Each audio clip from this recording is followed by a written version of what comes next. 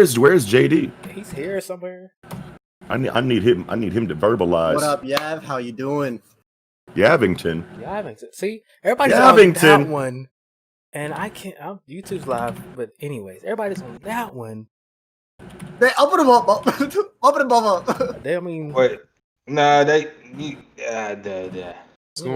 live on YouTube? we're Hell now. no. Oh, we are live right now? Yeah, are we? live right We're now. just gonna start. We're just gonna start without JD here. He'll be here. Fact. I have faith in him. He's we here. Are in transmission mode. Nah, bro. You gotta wait for the guy, bro. You can't just cross your. You can't just go live and cross your fingers, my nigga. Like too late now. Too late now. That man live. We live. We're on CP time, and we are. Hold on, bro. Everybody, how y'all doing? Hold on, man. Let me get YouTube pulled up. Y'all are on some other shit. They wildin'. Y'all are on some other shit. I just figured I'll make it even. 3 people on the top have cameras and 3 people at the bottom don't. So y'all said fuck the intros, fuck the thematics. You see that, huh? We can always. Oh shit. We could always edit. I mean, I'll have to edit. But we don't need no edit. We don't need no edit. We just. Oh, so we keeping it? It's just we just keep it. You know how we do. Yeah. Okay. How we? What? Okay. He say that like y'all the editors. Holy shit. Hello everybody on YouTube. This is the pre-show. Just ignore all the random banter. Pre-shows are cool though, man. Right. This is the normal Live pre-show that y'all don't get to see unless you're watching us on Twitch. Our normal pre-show banner. What's up, Khalil? I just want to say hi to everybody. What's up, Blaine? Oh yeah, Blaine's still awake. He says he's gonna go to sleep. Nah, Blaine said he was gonna set an alarm. I see. Dude, Blaine. We're gonna wait for JD before we do our official intro. I mean, damn, bro. Like, why'd you get in the call and then you go? Well, because we were late. You were muted, JD, if you didn't know. Like, bro, y'all niggas wild. I'll be muted like all the time. How long has JD been muted? I don't know how long he been muted, bro. Has he said any words? Yes. Yeah. He hopped that in was like and said hello. 10 minutes ago. That was before you even hopped in. And then what? He just went dark and just didn't say nothing. He didn't say I'll be right back. He didn't say that. Bravo, how long have you been drinking? All of a sudden, suddenly he was just his mic was just off. Man, I don't want to say my nigga got the bubble guts or nothing, but I don't. Oh no! I don't want to say that. I don't want to put my man out there like that. I mean, you just did. No, I'm saying I don't want nobody to think that. That's what I said. Jesus. What is JD drinking too? I will say, I know Knox, man. How long you been drinking, Knox? Who, me? Been drinking since 7. 7 a.m., bro. 7 a.m. Oh no, dude! It's been a little bit, bro. Oh! JD's game is coming on. I told you guys to have some faith. Oh, there he goes. I told you guys to have some faith. All right, are we ready? I guess I gotta wait. Hold on. I guess I gotta put mine on. It's not even. Yeah. What the fuck, bro? You'll keep your camera off. You know what? Fuck you. I'll keep my camera off. Then I don't care. All right, can we robotic start? JD. Can we start? Why? That's the best part of the show. Okay. Are we going? Go for it. All right, here we go. What is up, everybody? Welcome back to the Hunters Association, back with the Webtoon Anime Podcast to discuss God of High School Episode 6. I'm Knox from Episode 5. I'm Knox from Project Manga. That is Seraph from Project Webtoon, JC from alwaysjcarson, JD from the 25th Otaku, and Trent motherfucking Money. You already know who the fuck it is. And we have a very special guest for the first time on the Webtoon Anime Podcast. We got the man, the myth, the movie, okay, the Don, the Godfather, the future Hall of Famer, JayDLegend. What's going on, man? Trent's doing his spins. He did his spins. What's up, Trent did the spins? How y'all feeling? It was super duper laggy, but he did the spins. Yeah, it was laggy, but he did. My guy did. What's going on though, JD? I'm glad that you were able to make it to one of these. I'm good, bro. I'm just chilling. You know what I'm saying? I heard One Piece spoilers are out, so I kind of just gotta avoid the tail at all costs today. Oh man. So, well, you cooling it with us right now? Webtoons. Vibing, man. Hell yeah. Also, I love the wanted posters behind you. That is sick. Fuck yeah, dude. We gotta have them, man. We gotta let people know I'm a One Piece fan at some point, you know. Facts. Okay, well, what's up? What's up? 25th Otaku, JD. What are we talking about? Lead us into our conversation topics. I mean, it depends. What do you guys? Do you want to talk about Solo or God of High School first? Because I'm either or. Wait, isn't this? Are we doing God of High School right now? If we're doing God of High School, then we could definitely do that. I mean, my only issue. We're gonna have to get into a little bit of both tonight. I'm feeling. Yeah, we're gonna. So like, so are we gonna do? I don't remember if we ever talked about it. Are we gonna do? This is how we're gonna do. All right, we're gonna start off with God of High School episode 5, and then we're gonna touch on that probably about 30-40 minutes. Then we're gonna jump right in Solo since that's what. 40 minutes. Shouldn't we cut the stream after so that we can put Webtoon Anime Podcast on the proper playlist? And then Hunters Association podcast for the Solo leveling review on the other playlist. I got the editing part. I'm just gonna split them up. We can just go right into show JC. Yep, I got it. Bro, it ain't nothing to just cut it and go live again. Anyways, all right. I ain't got time for that. Just go straight through and cut it in half. Edit it later, cut it in half. All right. Okay. So that's what we're gonna do. All right. So what's up, everybody? We are back with the Webtoon Anime Podcast, and we will be discussing the God of High School episode 5. Now, me personally, if y'all remember, last week, I was like, yo, I'm going to go ahead and give it a 10 out of 10 without even seeing it. So, me and you both. Wait, who said that? Who said that? Me and JD both went, let's go, 10 out of 10. Right, I was hyping it up because, let's be real, it's been a lot of negativity on here. Honestly, about it was a depressing GOH. episode. Right, yeah. It's been a lot of negativity on GOH, the anime adaptation. So, I was like, you know what, we're gonna kick it up a notch. We're gonna take a different route. Try to hype it up, try to get excited for it, stop all the negativity, and just enjoy the ride, you know? So I'm happy to say for me personally, I thoroughly enjoyed the episode. I gave it a 10 out of 10 for those of you who don't know. Fuck yeah, dude. Everything for me, they added the fights. The fights are always good, so I'm not even gonna mention that, but the fights are always good, animation, art, all that stuff, but the backstory was there, the pacing was fine, and they didn't ruin it by fast forwarding another scene at the very end. They just kind of let it play out, which I thoroughly enjoyed. Yeah. And that's what I really wanted. That's what I wanted for the whole time. I didn't want 3 chapters of dialogue and content skipped. I didn't want 6 chapters adapted in one episode. I just wanted a nice, well-paced episode of the source material that I, read and fell in love with. But that's gonna be me. Seraph, what about you? What did you think of episode 5? Oh, it was great. It was amazing. When they got to the fight scenes, they started doing the paint stroke style animation art. That hit really different. It looked so fucking amazing. That shit was drastic, bro. It was fucking amazing. And when Jin Mori busted out the blue dragon kick, man, I was like, ooh, yeah, that shit was nuts. But otherwise, Daiwi's backstory hit really hard for me. I was like, damn, bro, I'm about to shed a tear type deal, Music was really good for those scenes. It was 10 out of fucking 10. I'm not even gonna lie. I was so hyped for that episode. Yes. All right. JC? Man, I don't even want to go because look, episode 4 kind of ruined it for me because I was going for a perfect streak here. Episode 4 kind of just, I can't say it ruined it for me, but it was slow. It threw me off a little bit. Episode 5 was back to business as usual, like I told you guys was gonna be. So it don't miss. My nigga, you was not that How dare it focus on characters without much fighting? Whoa, relax. Okay. That's what you're saying right now. Once again, that's literally what you're saying right now. How dare we get a chapter about a character for 90% of it? I need some hands. Punches. What you mean? What I buy these black ones for? You're not gonna give me a whole chapter of a wedding, and I'm supposed to be okay with that? You read the webtoon. I did, but not for a whole. It's 13 episodes, Knox. I'm looking at you. And? I'm looking over here. It's 13 episodes. Well, you gotta think about it though. Like they had to bring out Mira's backstory with the wedding. So, otherwise, you're gonna be like, who's Mira? Why do I care about Mira? Exactly. And then for the next episode, we got. I kind of still don't care about Mira. Who knows? You're terrible. We're gonna get Jin Mori, Whatever. Look, once again, they did what they're supposed to do. Backstory, action, like they should have done with episode 4. And we're back to business as usual. A good episode. Again. Holy shit. Okay, whatever. This is how it is. All right. Trent. Come on, man. First of all, This nigga gonna say back to business as usual.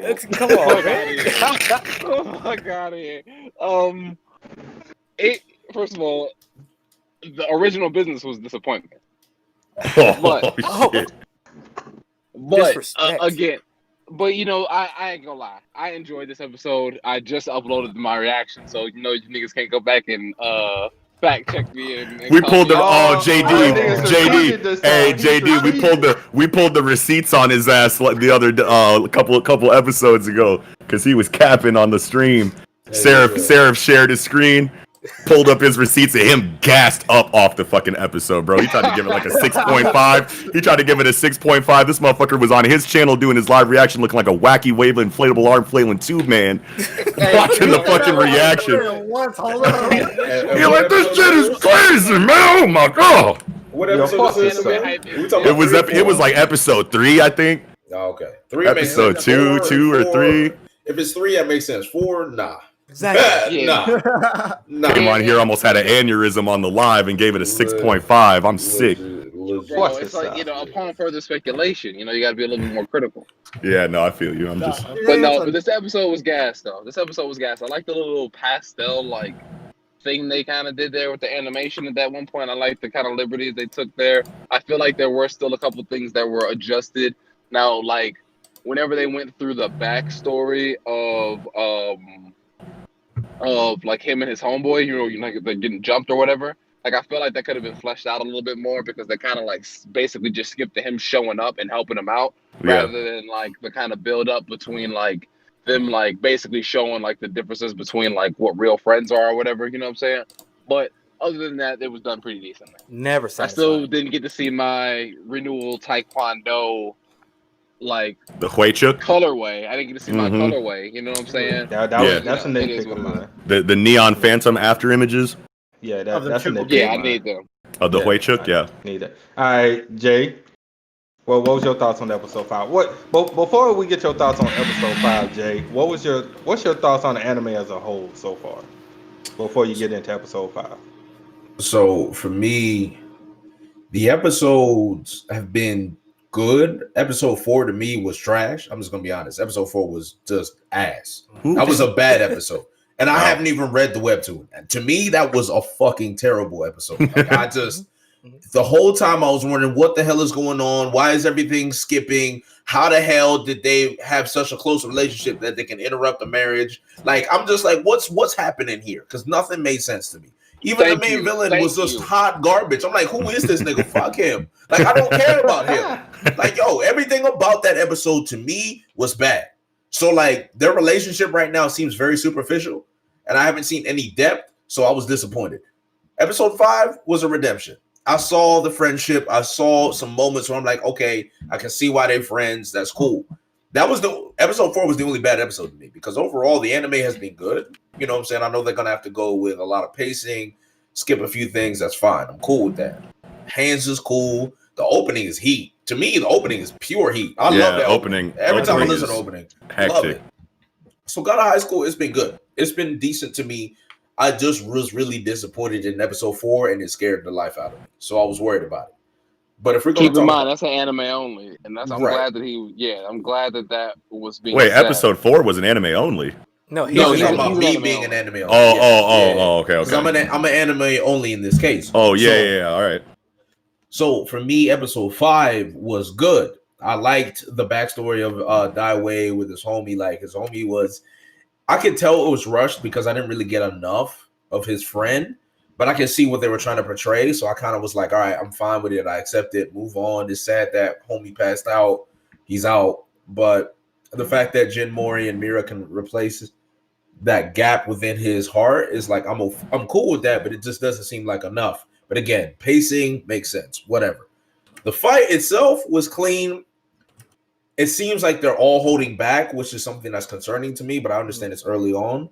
You know, because I feel like I can just tell Jin Mori can do a lot more just based on how whoever this nigga is with the X scar on his head, bro, he swears Jin Mori is like the GOAT. Right. And then I'm just like, all right, well, Jin Mori, what you doing? I know you better than this. So I'm gonna have to wait to see it. But I think overall, I enjoyed the character moments. I enjoyed the fight itself. It was just a good episode, man. I just think it was a good episode. All right, Knox. Dude, this episode is beautiful, man. I don't know, and as much as the anime is changing from the choreography and the time that's spent on like certain moments in the webtoon that we're all excited to see or whatever. For whatever reason, Crunchyroll only wants to, or can only do 13 episodes for these seasons to adapt series that have like 500 fucking, chapters. MAPPA's doing an incredible job focusing on the main cast, and they know how to direct a scene, choreograph a fight sequence, and have incredible budget allocation. So like the moments that matter the most, in my opinion, are handled so well beyond my expectations that I really don't care about the changes that they made to the other scenes or the differences in fight choreography that I remember from the webtoon. I'm just enjoying the ride right now.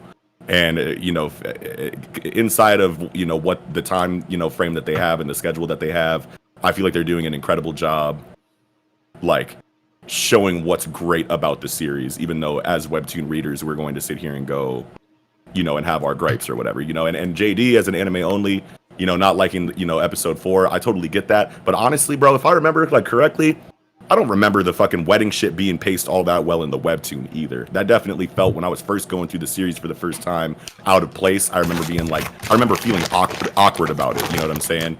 So like, even with the extra, depth that we got inside of like the dialogue that they cut in the anime, like all that stuff, all things considered, everything added the way that it's supposed to be in the webtoon, I still thought that wedding scene was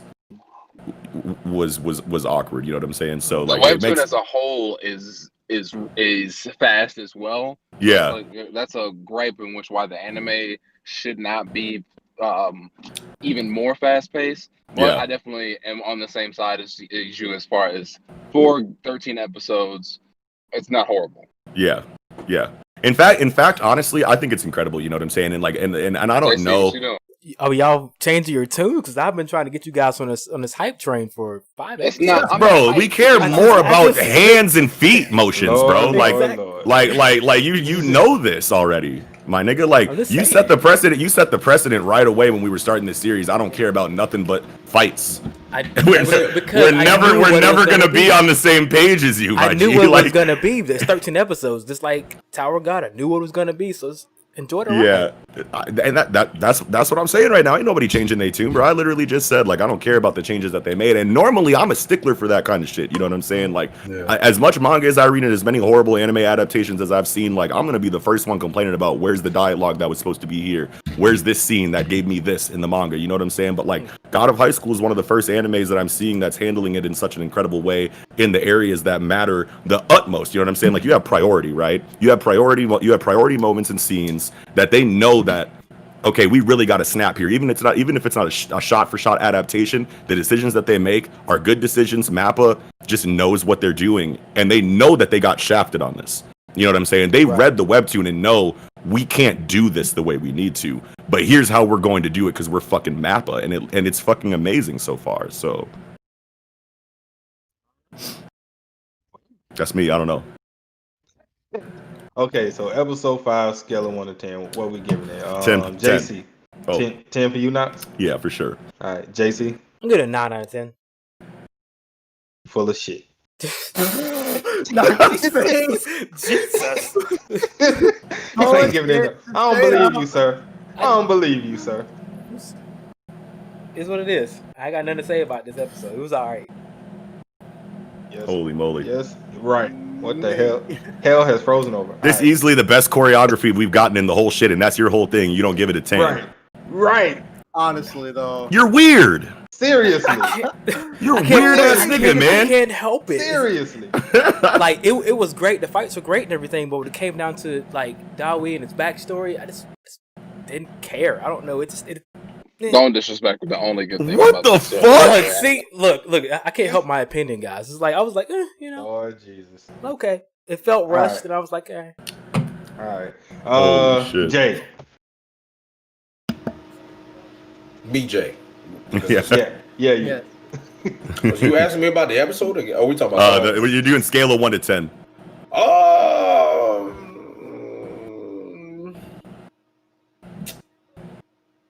It's hard because when I scale, I take a lot of things into factor. You know what I'm saying?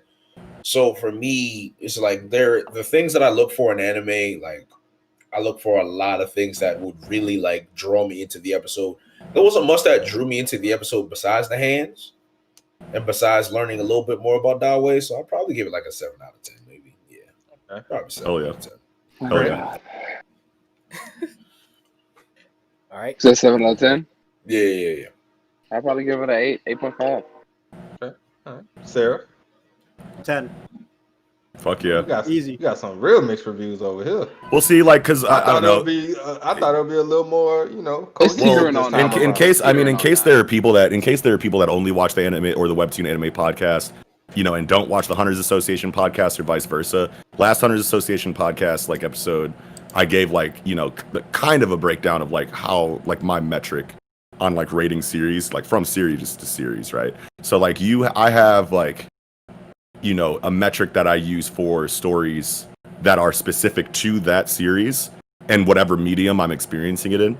And then I have a metric for my greatest of all time metric, right? So I have a favorite metric and I have a personal specific series metric, and then I have my greatest of all time scale, right? So for the series itself, God of High School, the anime, that's a 10 out of 10 episode for that show, in my opinion.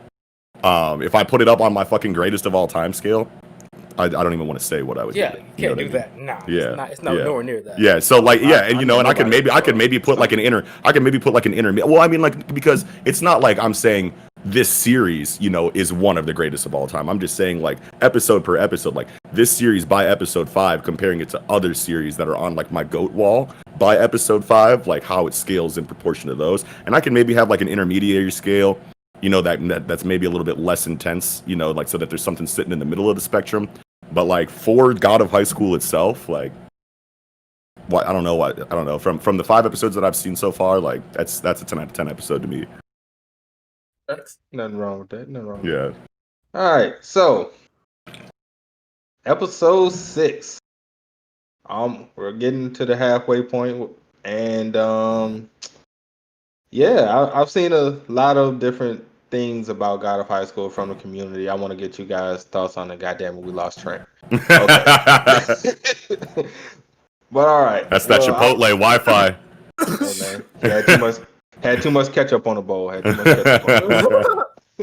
right, but I want to get you guys' thoughts on how the community is taking God of High School, at least from a lot of the comments I've seen. I'm not saying this is the majority of how people feel, but I just want to get you guys' thoughts on a few things that I've seen that's kind of been the same from different people. So the criticisms are, as we all know, pacing, which is going to happen and going to be an issue given the amount of chapters you have to adapt and the amount of episodes they have been given. So that's obviously an issue. Another issue is some people feel animation isn't up to par. I don't know why, but I'm just a Some messenger. people are one person you saw, because I'm trying to figure it out. I've seen at least 2 people. That's why I say so. I've seen at least 2. That's not very many, sir. As long as it's plural, then I guess that's fine to say some people. All right. Sure. Yeah, balances out the scales, I guess. Okay. Also, that people are complaining that they want more story, and which I guess that also goes back into the pacing issue, that they feel the story isn't being brought forth as it should be. Okay. Now, I don't know if all of these people are anime onlys or have they read the webtoon or not. It's just a lot of comments that I've seen that's been the same. So I want to get you guys' thoughts on what do you think about these certain comments. Is it fair?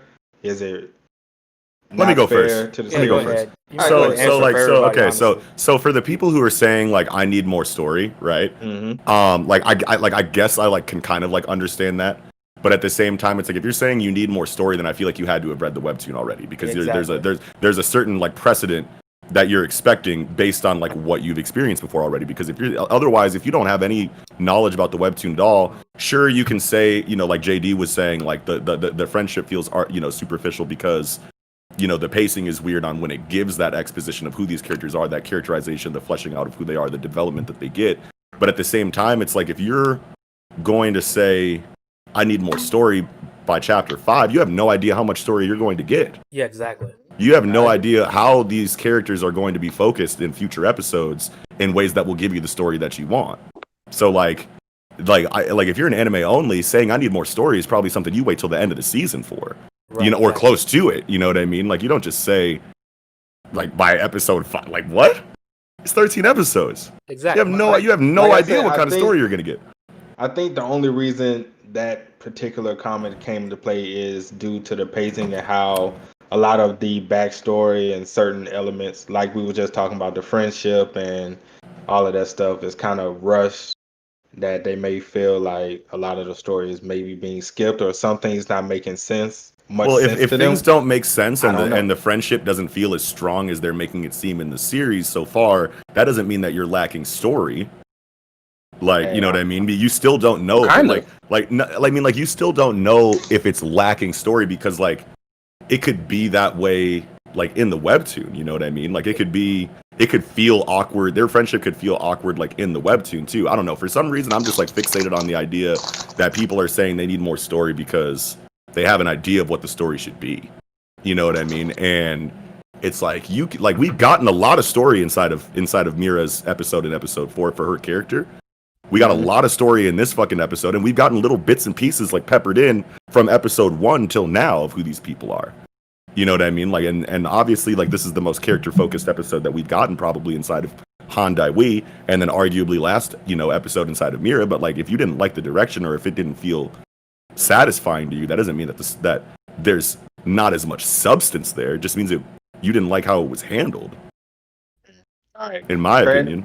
All right, Trent, let me give you the question again because I saw you got disconnected. So few people been saying different things about the God of High School anime, saying pacing, not much story, and some things feel lost, as well as a couple of people saying animation and stuff is not as top tier as a lot of people make it out to be. So what is your thoughts on that? Animation complainers, shut the fuck up. It's good. You know what I'm saying? And it's quality for even a quality anime. Like what the fuck do they want? You know what I'm saying? Now, other than that, yeah. But at the same time, like I said, even the webtoon in itself is a rushed piece of work. So knowing that you want to get 13 episodes, we know what we gonna get. Now, I kind of agree. Like that wedding scene.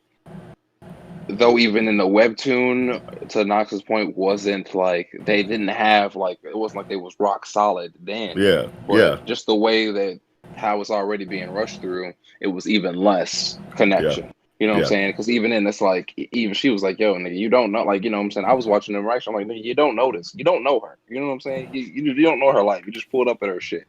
You know what I'm saying? And really. Like, you know, it's been rushing shit from episode 1, from us hitting the corner and about you know, pulling up to the tournament without even any background of what we were gonna go do. You know what I'm saying? Like, I don't know. It's rushed. It's decent. It's what we're getting. You know what I'm saying? I'm not saying it's horrible. I'm not saying it's great. I almost watched this week's episode just chilling. I almost didn't react to it, but yeah, I mean, it's okay. It ain't. It's by no means the anime of the year. All right, Jay. I mean, look, I wouldn't say it's with things like this, and I tell people I use the Tokyo Ghoul anime as an example with a lot of people, right? If you take the anime for what it is, you're most likely gonna like it more than you would have. So for me, I'm fortunate enough to be a anime only for God of High School. So I'm just taking the anime for what it is. If it's gonna be rushed, I'm not expecting development. I'm not expecting strong character interactions. It's all about expectations with things like this. I'm expecting good hands. I was expecting raw characters, good hands, and you know, some decent animation. And from episode 1 and 2, you know, the opening was heat. Episode 1 was clean. Seeing the wrestling bitch was raw. You know what I'm saying? I never thought I'd see a woman doing a Stone Cold Stunner, like that caught me off guard. You know what I'm saying? Like, that shit was so cold. you know what I'm saying? Like, I can't stop. Like, every time they do it in the opening, I'm like, yo, this woman really did a Stone Cold Stunner on somebody. Like, yeah, like that's wild. So, like, I see that. The homie with the bat was clean. I love the Tai Chi dude, bro. Like, he just had all the poise, all the finesse. Like, I loved it. Yes. So, for me, what I'm looking for in this anime is very specific. Animation and fights. That's it. I'm not, anything else I get is extra. Now, if you try to give me an episode like episode 4, where I'm not really seeing hands and you're trying to focus on the character and everything is garbage, then I'm gonna let you know, don't ever give me something like this again. Like, just don't do it. All right. Don't waste your time. If you're gonna throw hands, throw hands. That's it. So I think people, one, if they're saying the animation is a problem, I just disagree with them completely. Like, you're just not, it doesn't make sense to me, right? If you're talking about choreography, there's some times where the choreography is a little bit weird, and some of the camera angles that they try to force in, I'm just like, you didn't really need to do that, but I see what you're trying to do. That first-person camera view was nice. The first-person camera view in this episode was good. First-person camera view was cold-blooded. It was good, but there's certain things where it's just like, the scenes where you see Da Wei and he's just punching, but you don't see who he's punching. He's just punching. To me, I don't know if I like that.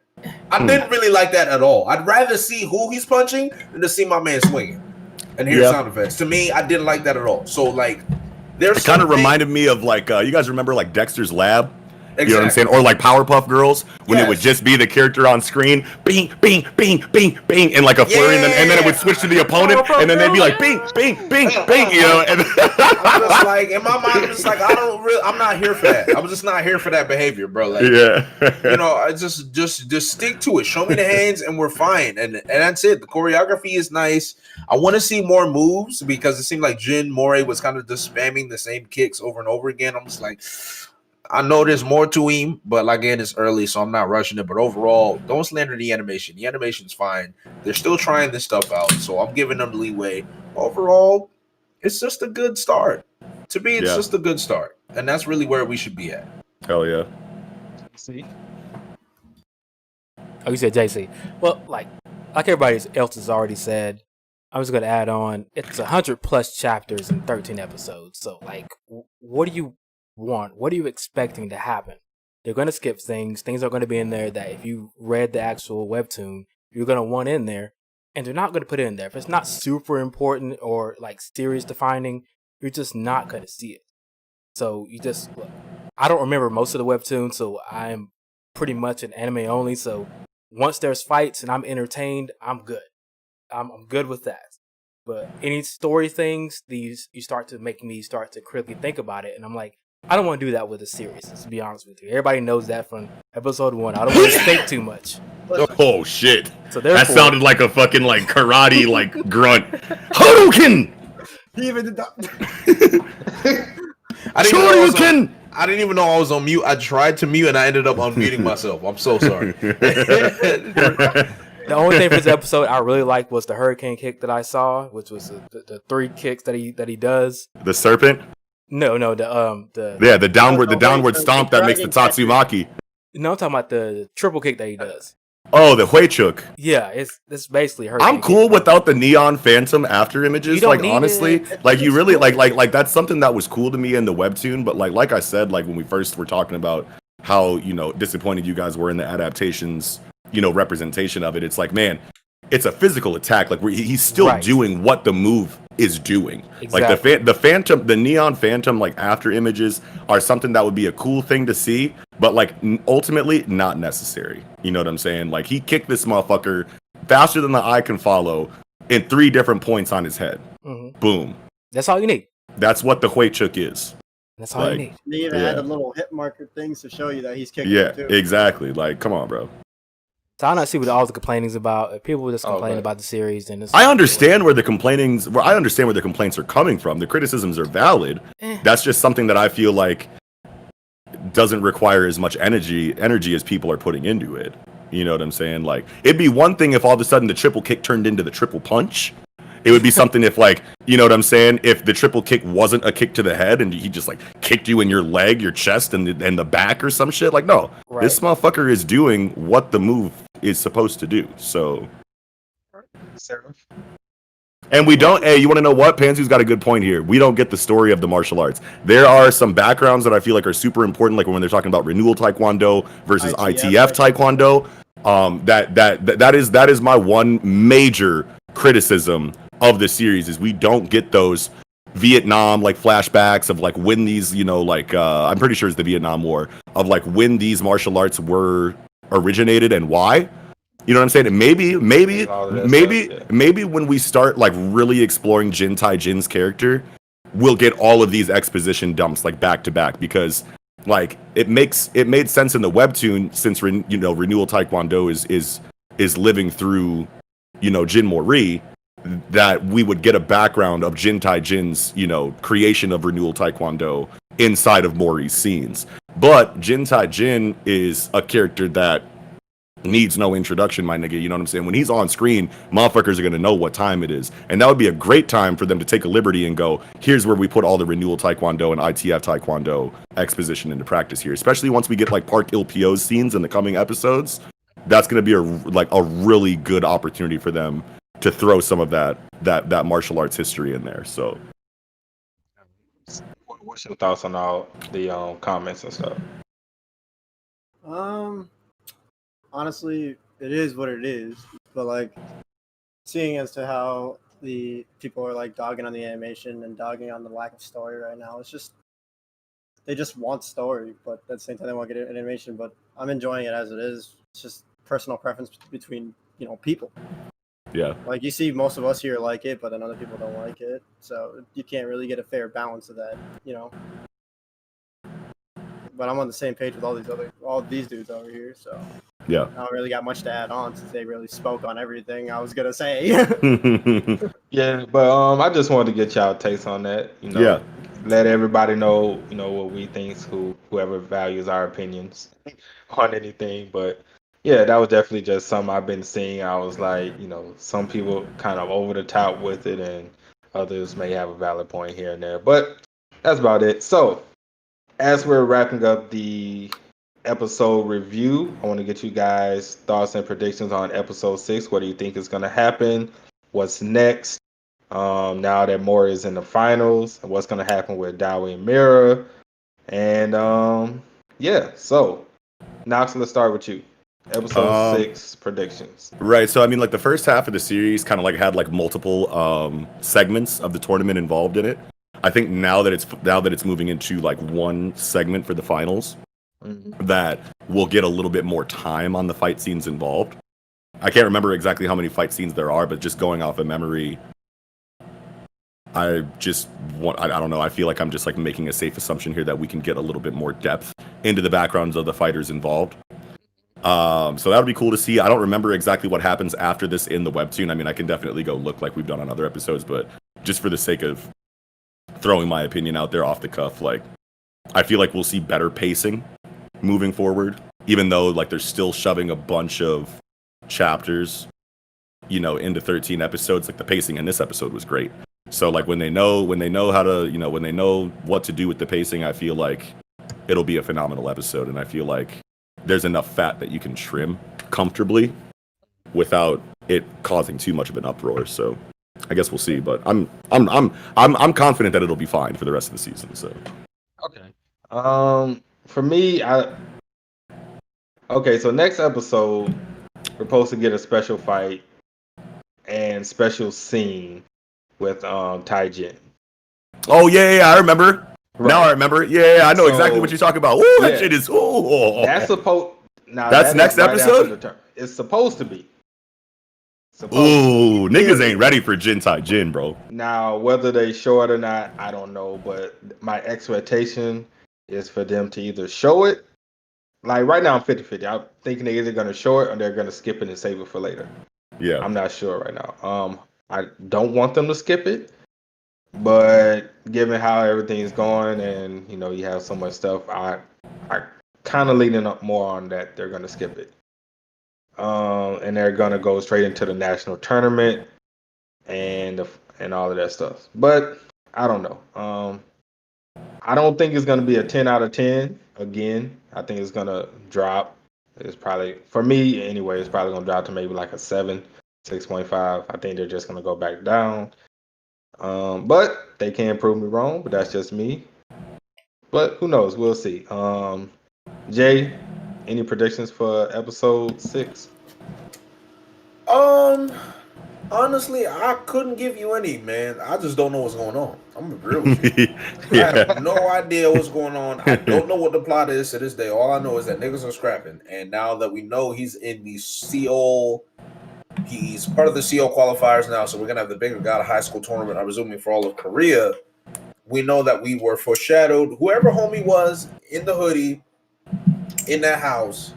Where I think somebody was watching the fight between Han Daiwei and Jim Mori, and he was just like, "Oh, how boring!" And niggas who normally say how boring really don't know what the fuck they're talking about, from what I've learned. So I didn't really take any stock in what he said at all. I was like, "You trying to hype me up, and I'm just not stupid, so don't do that to me."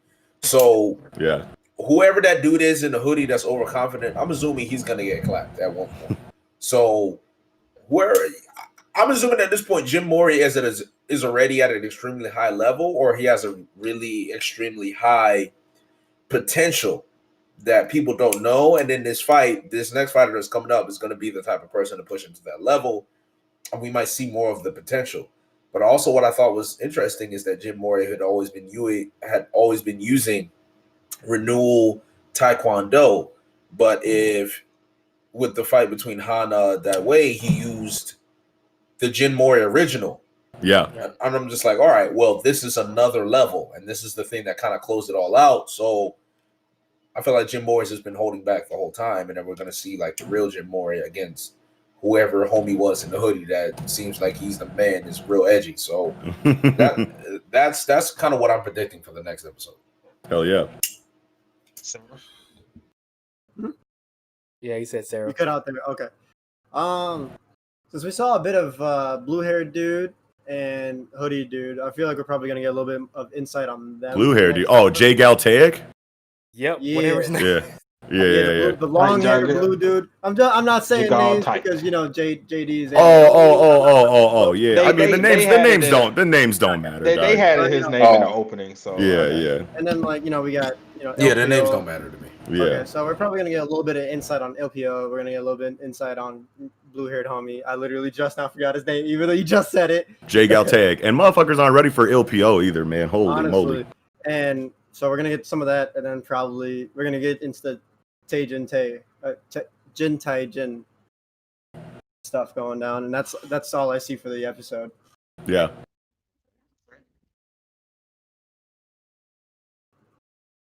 I'm gonna see you cut out there, and I was gonna go ahead and go. So, what's that? Hold on, JD. What's up, man? What you got? Like, is your microphone far away? He's or not you got close like enough to it. You got like your noise gates? Like, are you using the noise gate filter?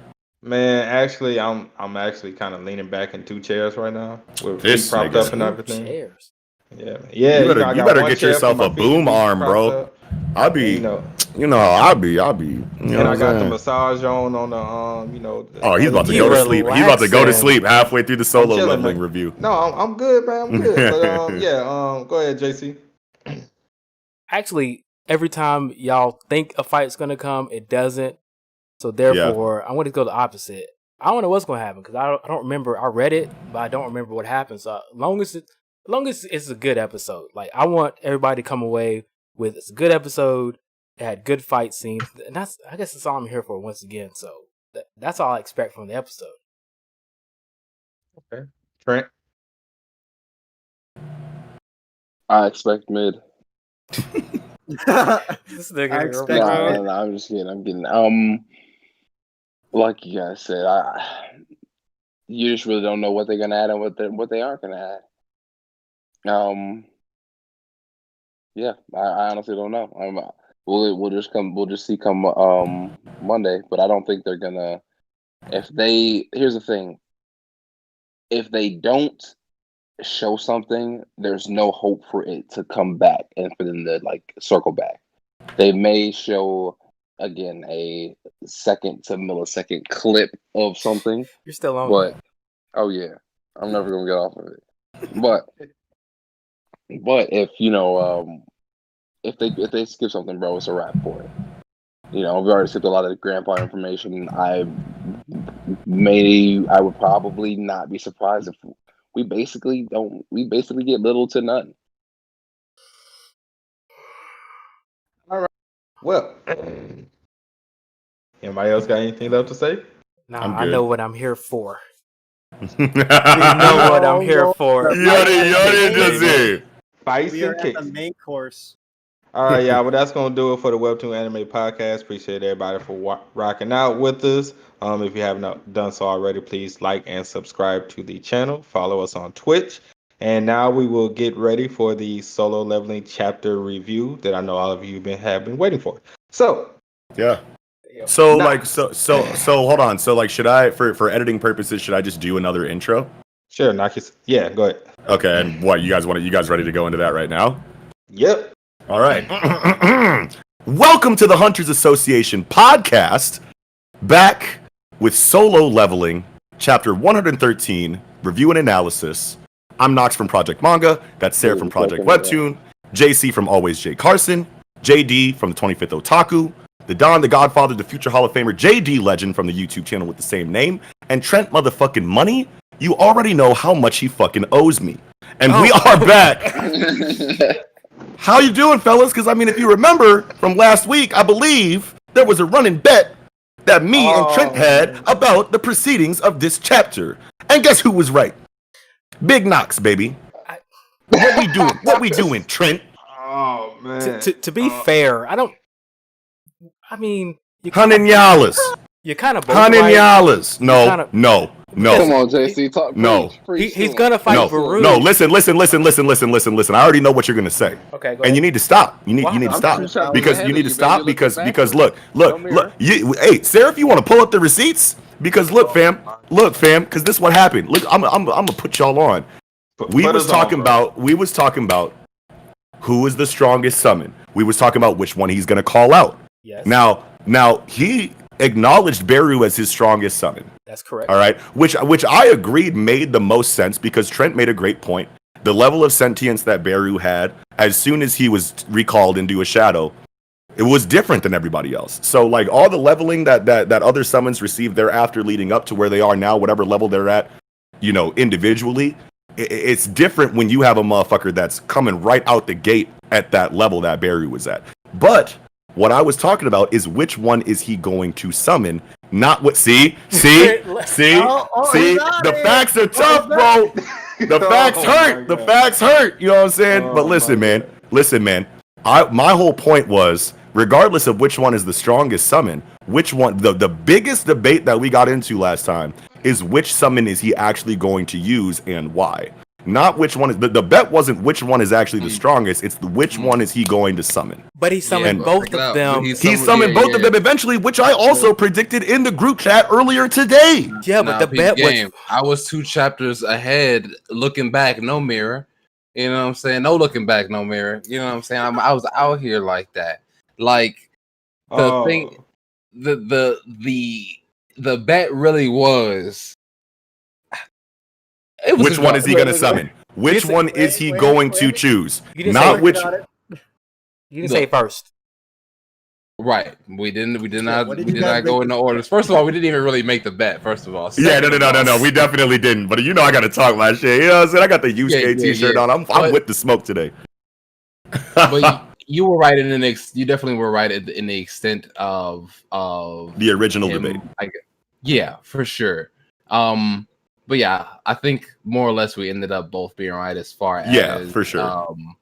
But I was wrong as far as thinking that he did not have that kind of like moral sense or that kind of like forethought to like to take into consideration her trauma.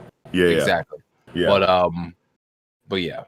Yeah, and you want to know what, man? I gotta flame JD too because he made me look at fucking spoilers today. No, not you. The other J. No. JD, the 25th Otaku. Yeah. No, my bad, JD. My bad, JD. Yes, you did. No spoilers. Yes, you did. Yes, you did. Yes, you did. What did you see in the spoilers? Look, I'm telling you right now. No, don't do that, bro. Because this is what happened. This motherfucker tagged me. He added me in the group chat, and he said, "Yo, Knox, Trent, anybody else, you might want to look at my newest tweet." Yeah. I go to the tweet, and it shows me Speak on it. screenshots, Panels. panels, Panels. pages from the newest Count 'em. chapter before the chapter is available to read. So I said, did you really just at me and make me go look at spoilers? He said, it depends on what you consider spoilers. I said, nigga. I said, nigga. Yeah, I said, spoilers. spoilers are You didn't images learn from the anything chapter. from- Yes, you I didn't- did. No. Stop. What did you learn? What did you learn? Because What you learn from spoilers, the chapter? no, that don't matter. That don't matter. What you learn no don't spoilers. matter. Spoilers are images from the chapter before all of the pages are available to read in order. Anything, raws were it out. don't matter. It don't Raws matter. were out. Okay, so what? Spoilers. The Raws are What out. you mean the raws were out? So it's like, The what? Raws are out. Are you ill? Raws are out. No, You must be drinking right now. Nah, I'm good, bro. I'm good, man. JD. All right, chat. Was it based on what I just explained, which JD did not refute? Is it spoilers? I'll wait for y'all's responses. Come on, You can man. continue with the You gotta- conversation. I'll be looking at the chat. I've had my You piece. got to I've talked to admit- Trent. I've talked to JD. I'm good. Yeah, yes, JC. I don't got- think Go ahead, Trent. I don't like. No, I don't think those were spoilers. Now, Hey, at the thumbnail was spoilers. When he added us or tagged us in the thumbnail for in the group chat, that was spoilers. But I Wow, did wait. double spoilers. I did wait to throw the thumbnail in there because I said I had a thumbnail ready at like Yeah, one something. I threw that. We did in, wait for a like- minute. Yeah, I did wait. Let's just be People real. in the You YouTube got chat here are saying excited. it's spoilers. Yeah, you got Wait. admit, you got excited and started throwing out panels, and I didn't want to I see did. them. But I always throw out panels. This is nothing. But new. you didn't have to tell us you threw out panels, bro. I tell y'all all the time I throw out panels. People in the Twitch chat say it is spoilers. Spoilers, See? JD. Hey, See? hey, man, look. Talk to him. I don't care what none of y'all say. I'm still. You're a super villain. You're a menace. What can I say? All right. But let's go ahead and get into the show. What's up, everybody? We are here at the Hunters Association. We are back discussing the latest chapter of Solo Leveling. Yeah, y'all heard all of that, so ain't no need to really go back into it. But Chai and baby girl, y'all, come on. Can we get Let's a hand go. clap? Can we get a hand clap? I for baby got girl one the time? hand clap with you, my One nigga. time. Fucking No, no, Igorous is mid, bro. I'm sorry. Fuck yeah, dude. Oh, Wait, what you said, Trent? Igorous is mid. Don't talk about my boy. What like the that. fuck? Don't talk about my boy like that. Hold on. JD, Wait, hold on, you just had him activate. Hold JD on, said hold no.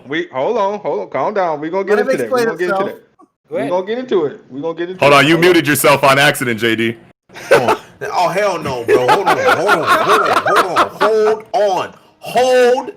fuck on. Hold the Trent, phone. You did not slander my nigga Idris Elba just now, bro. Listen, Idris Elba. listen, bro. Knox is Idris dead. is Idris Elba. There is no cleaner fight in Solo Leveling than Idris versus Sun Jin Woo. There's There's not. no cleaner fight. There's not. And the second It's tightest one is him versus the B class hunter. Literally, there has Top not two. been a fight in might Solo be cap. Leveling that might Sun be Jin cap. Woo struggled that much, Yeah, unless it was with Igris. You can't Yeah. slander homie. you can't. Struggled that much. You might struggle that much. No, he didn't struggle with Beru. He didn't No, struggle no, with no, struggle no, with no, Beru? no, He didn't struggle with Beru. He beat the the brakes shit off out of of Beru. I did not say Beru. I said struggled as much. Yes.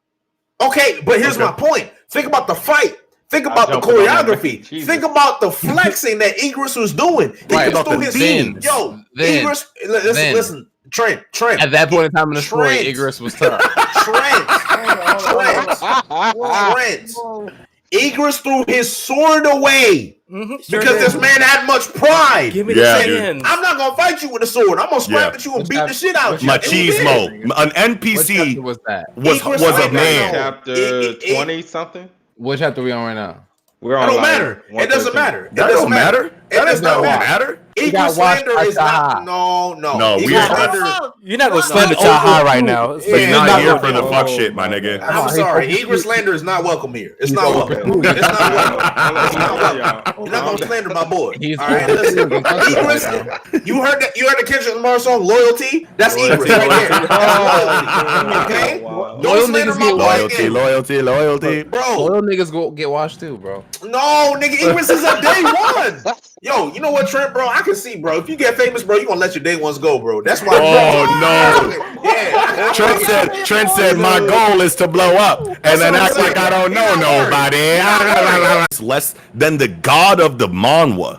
That's what I'm saying. Yo, first of all, look at Child. First of all, we want Child to win. Knows this nigga is the tightest one. I got Child washed this nigga. Low diff. Low diff. What you mean? Off screen. Bro. Off screen Oda. Off screen though. We've never seen an off screening. Yes, we have. Yo, Trent hurt my spirit today, bro. Nah, Bro, you're making my soul heavy right now. Trent, listen. okay, that one dude got off screen. What's his name? Buddy ass. His name shall not be spoken in this chat. Oh, the ice elf. Long Dong Wang. Yeah, whatever his name is. Baru off screened him. He was the leader of the. Oh, you talking about Maduke? He talking about God. Long Dong Wang, that dude's brother.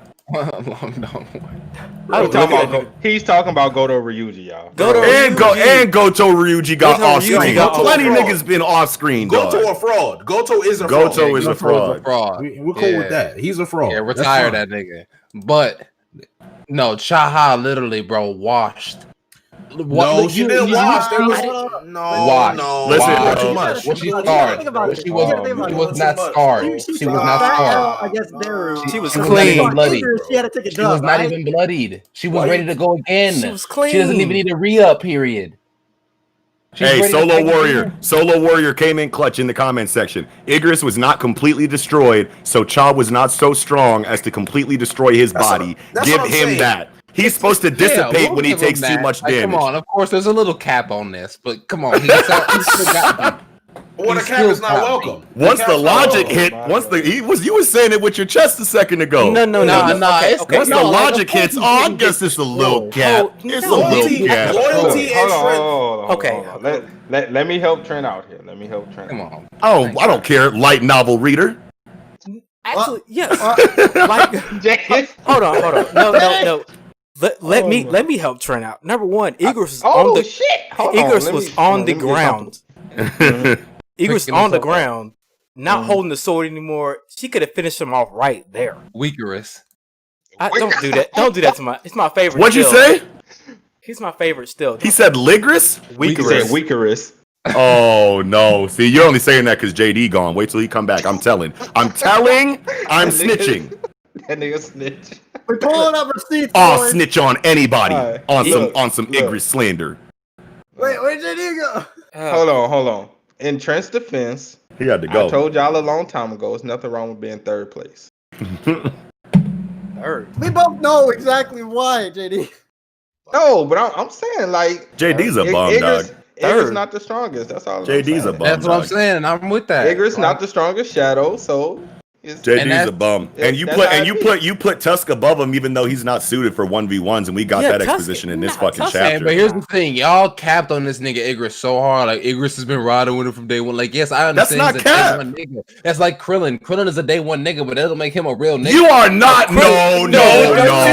Come on, Trent. No. Krillin's not a real nigga. Let's not get off track. No. That'll make him a strong See, nigga. Blaine, Make him JD's real a bum, nigga. bro. He's low key spoiling right now. I ain't low key spoiling. Even Blaine told you. Blaine knows if anybody Stronger than knows. Igris. Igris is cool. All right. All right, well, jeez, that was too much for the start of this episode. Honestly, My soul is heavy as fuck. That right is now. a great start to the episode. No, All it's right, not. now, I'm mad as hell. that shit was funny.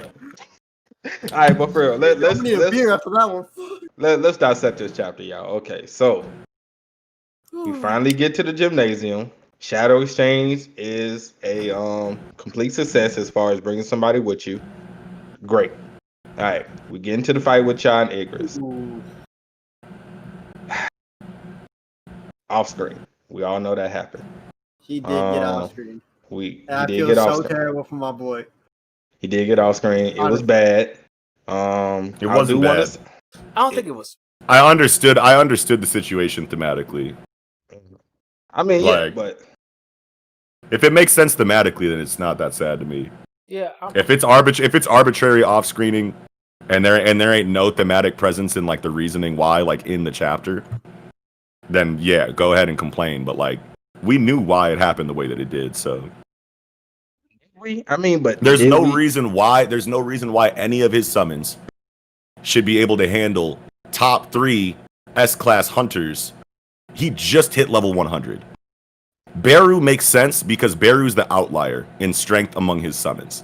So it makes sense that he would be able to go toe to toe as a shadow with an S-class hunter, because if not, it's going to throw the hierarchy off entirely. Well, considering the rate of progression of strength inside of Sung Jin Woo is drastic. We've seen that on screen, but at the same time, it's like they've spent way too much time establishing what these classes mean inside of our current understanding of them for a fucking shadow of a nigga that just turned level 100, who is supposed to be 100 times stronger than any of his shadows by himself, for one of his fucking shadows, besides the outlier, to handle top 2 motherfuckers in the bitch. Like, I'm sorry. Maybe end game, you know what I'm saying? Like maybe somewhere close to end game, maybe like 20 levels from now, it would make sense for Egress to fucking like 1v1 one of the top 3 fucking, I don't know, it's solo leveling, you know what I'm saying? But right now, like, it's Sung Jin Woo. Like, we can't be acting like these fucking shadows are Sung Jin Woo. Yeah, okay. I see. JC, how do you feel about Egress being off screen? Okay, off screen was a little too much for me when I was reacting. I was very shocked to get off screen. But you get to understand, Egress was there from the beginning and has been leveling with Jin Woo since the beginning. Now we're not gonna Chahi. Let's be real. She is probably, besides Jin Woo, she is probably the strongest hunter in South Korea right now. Yeah, and fucking Egress beating her is gonna completely devalue her character and S ranks in general. Well, yes, like why would you guys want that invalidation for hype? I didn't want that. Granted, Egress is the strength of an S rank. Okay. Sure, but that doesn't mean he has to beat every S rank that he runs I'm not into. saying Like he has to top beat him. 3. I'm just giving context that Egress He's not lower tier S rank. Chaha did get her shit bent over by Baru earlier. Okay, true Baru. True Baru. Look, okay, just because he got turned into a shadow, that means he lost any of his strength. Baru is still way stronger than any S rank that he fought. He doesn't get leveled down. We can't be confident that where is that confirmation coming from in the narrative? It comes from when Egress was turned to a shadow and Jin Woo was around his strength, and Jin Woo kept leveling. It showed Egress's leveling also. Yeah, when he kept leveling up. So therefore, right. You don't lose strength. You just keep gaining strength. Wait, what? Jin Woo didn't become stronger than Egress till after the ice elves. That's what I'm saying. Yeah. Like, you don't lose strength when you become a shadow. No. You don't know if you don't lose strength when you become a shadow. Well, just because you continue to level up doesn't mean you start at the same level as before you became a shadow. Yeah, but there's no confirmation of that. But when they showed that, they gave you his ranking of where he was, and he was above the other shadows. Yeah, that still doesn't prove your point that you're saying though. But you're saying above other shadows, not above where he was. You are specifically saying that a shadow is the same strength when it becomes a shadow as before it was a shadow and continues to level from that point on. Yes, you are correct that they're going to continue to level from that point on, but you have no information in the narrative or the lore that says that that you are not weaker before you start leveling as a shadow than you were before you were a shadow. Okay, so since you're asking the question, what was Baru's ranking when he was turned into a shadow?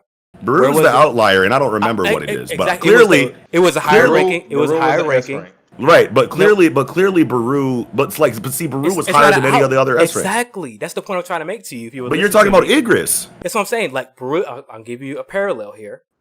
What? So a parallel is when Baru was turned into a shadow, he was it general rank already when he was first turned to a shadow? That means he was stronger than all the other shadows. Right. That does not mean that that's true for every shadow.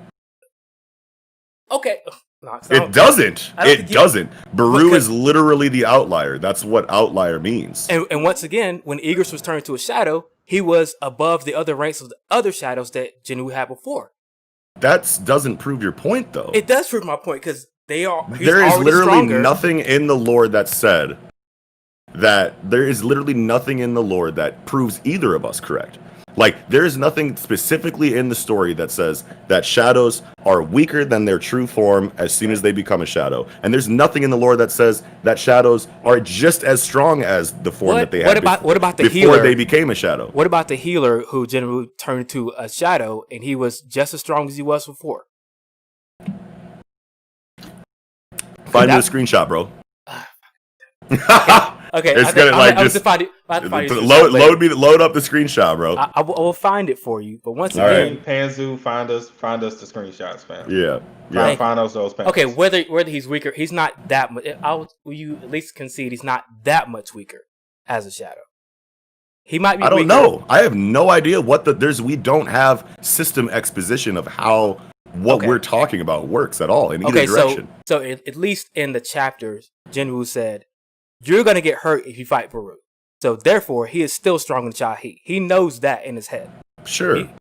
Okay, then. So he's. But that doesn't have anything to do with your point. It's comparable to his original strength. You can make assumptions based on what's happened. There's things that you can imply, right? But there's not substantial exposition that confirms anything of what you're talking about right now, or anything that I'm talking about right now. So it's literally ambiguous in this specific area of argument that we're having right now. Okay, so you're saying you need concrete, Well, I mean, if you're gonna say it with your chest the way you I'm definitely you're saying it like it's facts. 100%. Then drop the screenshot. The burden of proof is on you if you make the claim. This gonna be an all nighter. I'm going to start flooding the group chat with this. Okay, all right. Seraph, how do you feel about Igris getting off screen? Honestly, I was upset because I'm gonna bring in the light novel a little bit, but since it's No, you're not gonna bring in the light novel at all. I'll be light noveling. How dare you? Fine. After you got crucified last time? Come on, dog. After it passed, it was more of a fight. Oh my nigga said fine. That man spirits was crushed for. I am crying. I'm screaming. All right, Trent, my God, brother. Oh man. How did you feel about Igris getting off screen? Man, look, I was telling you, this nigga I watched. She literally weaved and slept this man. Oh, fuck. Look, bro. She knocked him into a wall and said, "Is that all you got?" His body didn't dissipate. We've seen Igris in combat over extended periods of time take damage at first and then come back with some extra shit with some pepper on it and put some bacon on these niggas' cheeseburgers after taking some damage. So I don't know where this Igris took damage so he got washed kind of shit is People game. It's clear because Sung Jin weighed the rules off bat. He said, "Yo, it's either until you basically, or finish him, or she forfeits." Yeah, but she specifically said, "I need more than this." So Right. Igris could have kept going, and we have no idea how the fight would have went. But because she's directly opposed Sung Jin Woo and said, "Give me something better than this," sure, Sung Jin Woo is going to be like, "All right." And he already set the precedent that he was holding back on her from the beginning of the chapter anyway. Yeah, you have to look at his face, though. I mean, look at the chapter. His face is looking like, I can't believe Igris lost this.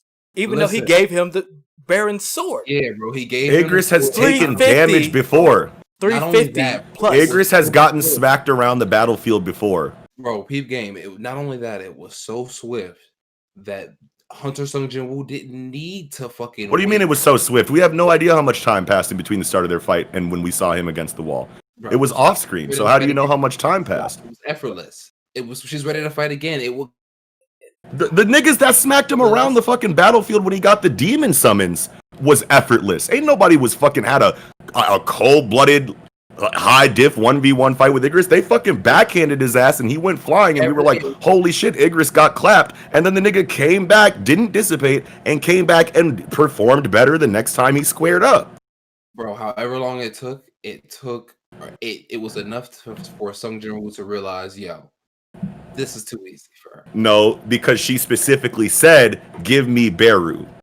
Yes, because it's not like Igris lost and then he said, "Let me grab Beru." Oh no, he was surprised at how well she performed against Igris. Then she specifically called him out and he said, "Are you sure? Here you go."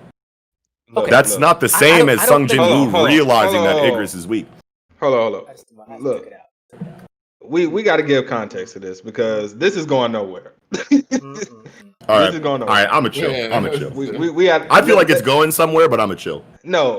Like the reason why I say this is because a lot of this part that happened in the novel was skipped out, which made it clearer on why it happened and what led to this switch to Baruch. I'd rather have the speculation than like get confirmation from light Oh novelists. shit! If it's already passed and we're not gonna get it, we might as well get it. That's what I'm saying. Like, because fine. It makes no sense to give speculation when we can clear it up, and then we can go from there if y'all still want to have debates on what the exact thing was supposed to be. Okay, so in the light novel, Cha actually destroyed Ygritte's arms, and which had him drop the sword. So part of his body did disappear, which Jinwoo, of course, had mana to bring him back. So it's kind of like, So Jinwoo, in his head, was giving clarification to the readers that he hates seeing his shadows destroyed. And because Cha was doing so well against Ygritte, he said, okay, Ygritte is not cutting it. So that's when he brought out Baruch. Okay. In the light novel, Jinwoo told Ygritte to hold back. Right. Oh, that's pretty important. Yeah, he did tell him to hold back. He That's said, what I was "Don't gonna hurt." bring So up, that but throws the whole. I mean, well, fuck, dude. I still would have preferred if we never got light novel confirmation at all. Yeah. But they insisted after the argument that we had. So I mean, that's fine. But still, the fact that Jinwoo told Ygritte to hold back completely invalidates any kind of strength comparison from Ygritte losing limbs in the light novel because he fucking told the nigga to fucking hold back. Right, but at the same time, if he's getting pushed back like that, and now he's willing to bring out Baruch, one can infer that he's probably like, yo, you could probably start trying a little bit harder. You know what I'm saying? Dude, the fact that we get specific exposition from in the light novel from Sung Jinwoo that says hold back against her, no wonder he's got his fucking. We have no idea what would happen if Sung Jinwoo didn't tell Ygritte to hold back the way that he confirms in the light novel. Like you can't just assume that Chahae-in still would have smoked him if like you have no idea how much he told him to hold back. You don't have a gauge. Do we know? Now, what he said to beat her without hurting her. That's a big deal.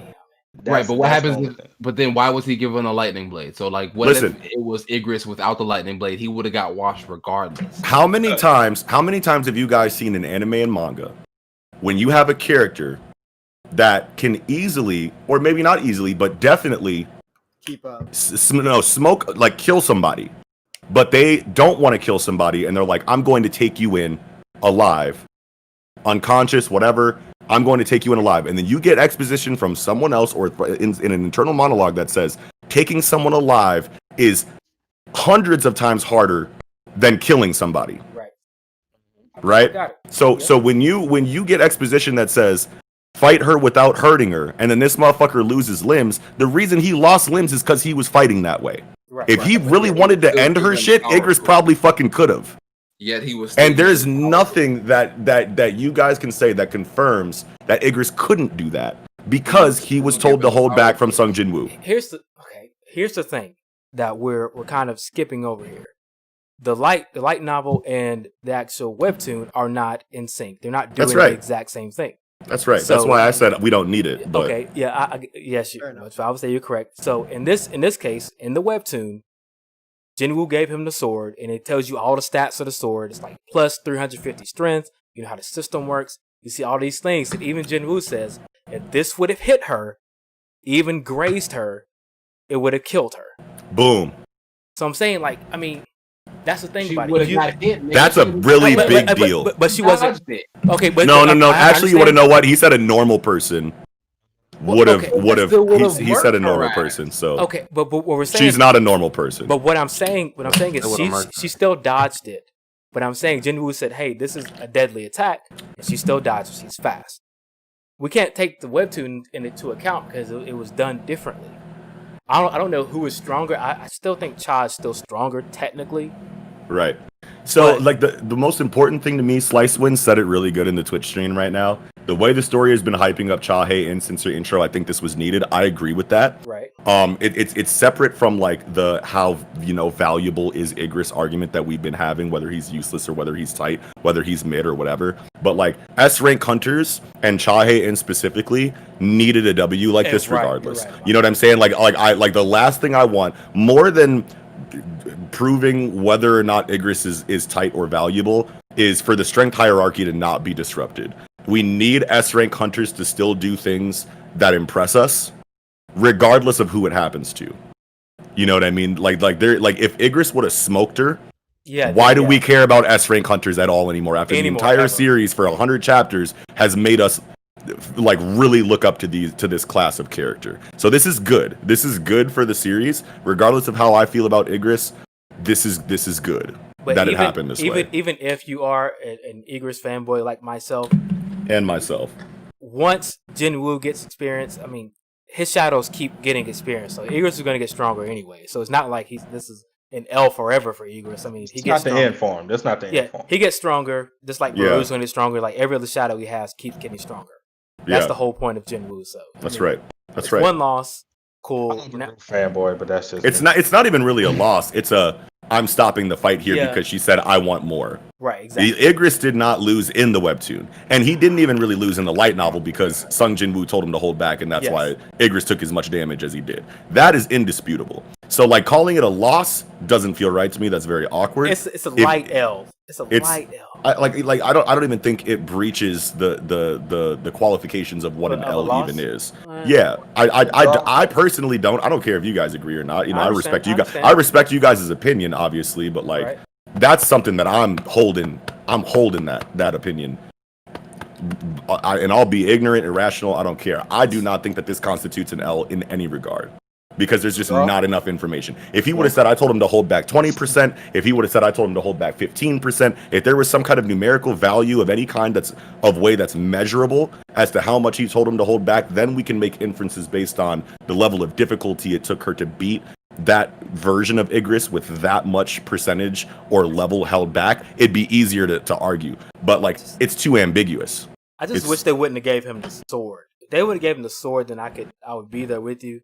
But the fact that the sword gives you 350 plus attack power, it's like it's an S ranked item. Like I was like, man, like you gave her an F ranked item, and that they said, yo, if a normal person would have got hit with this, that would have destroyed them. So even though she may not be a normal person, that would have fucked her ass up. Yeah, you're right. It's a Demon King sword, so I was like, so if we aren't even freaking crossing light novel and webtoon, regardless, he didn't say not to do that in the webtoon. Then at that point in time, if we're taking webtoon for just straight webtoon, he didn't say yo, don't run her ass.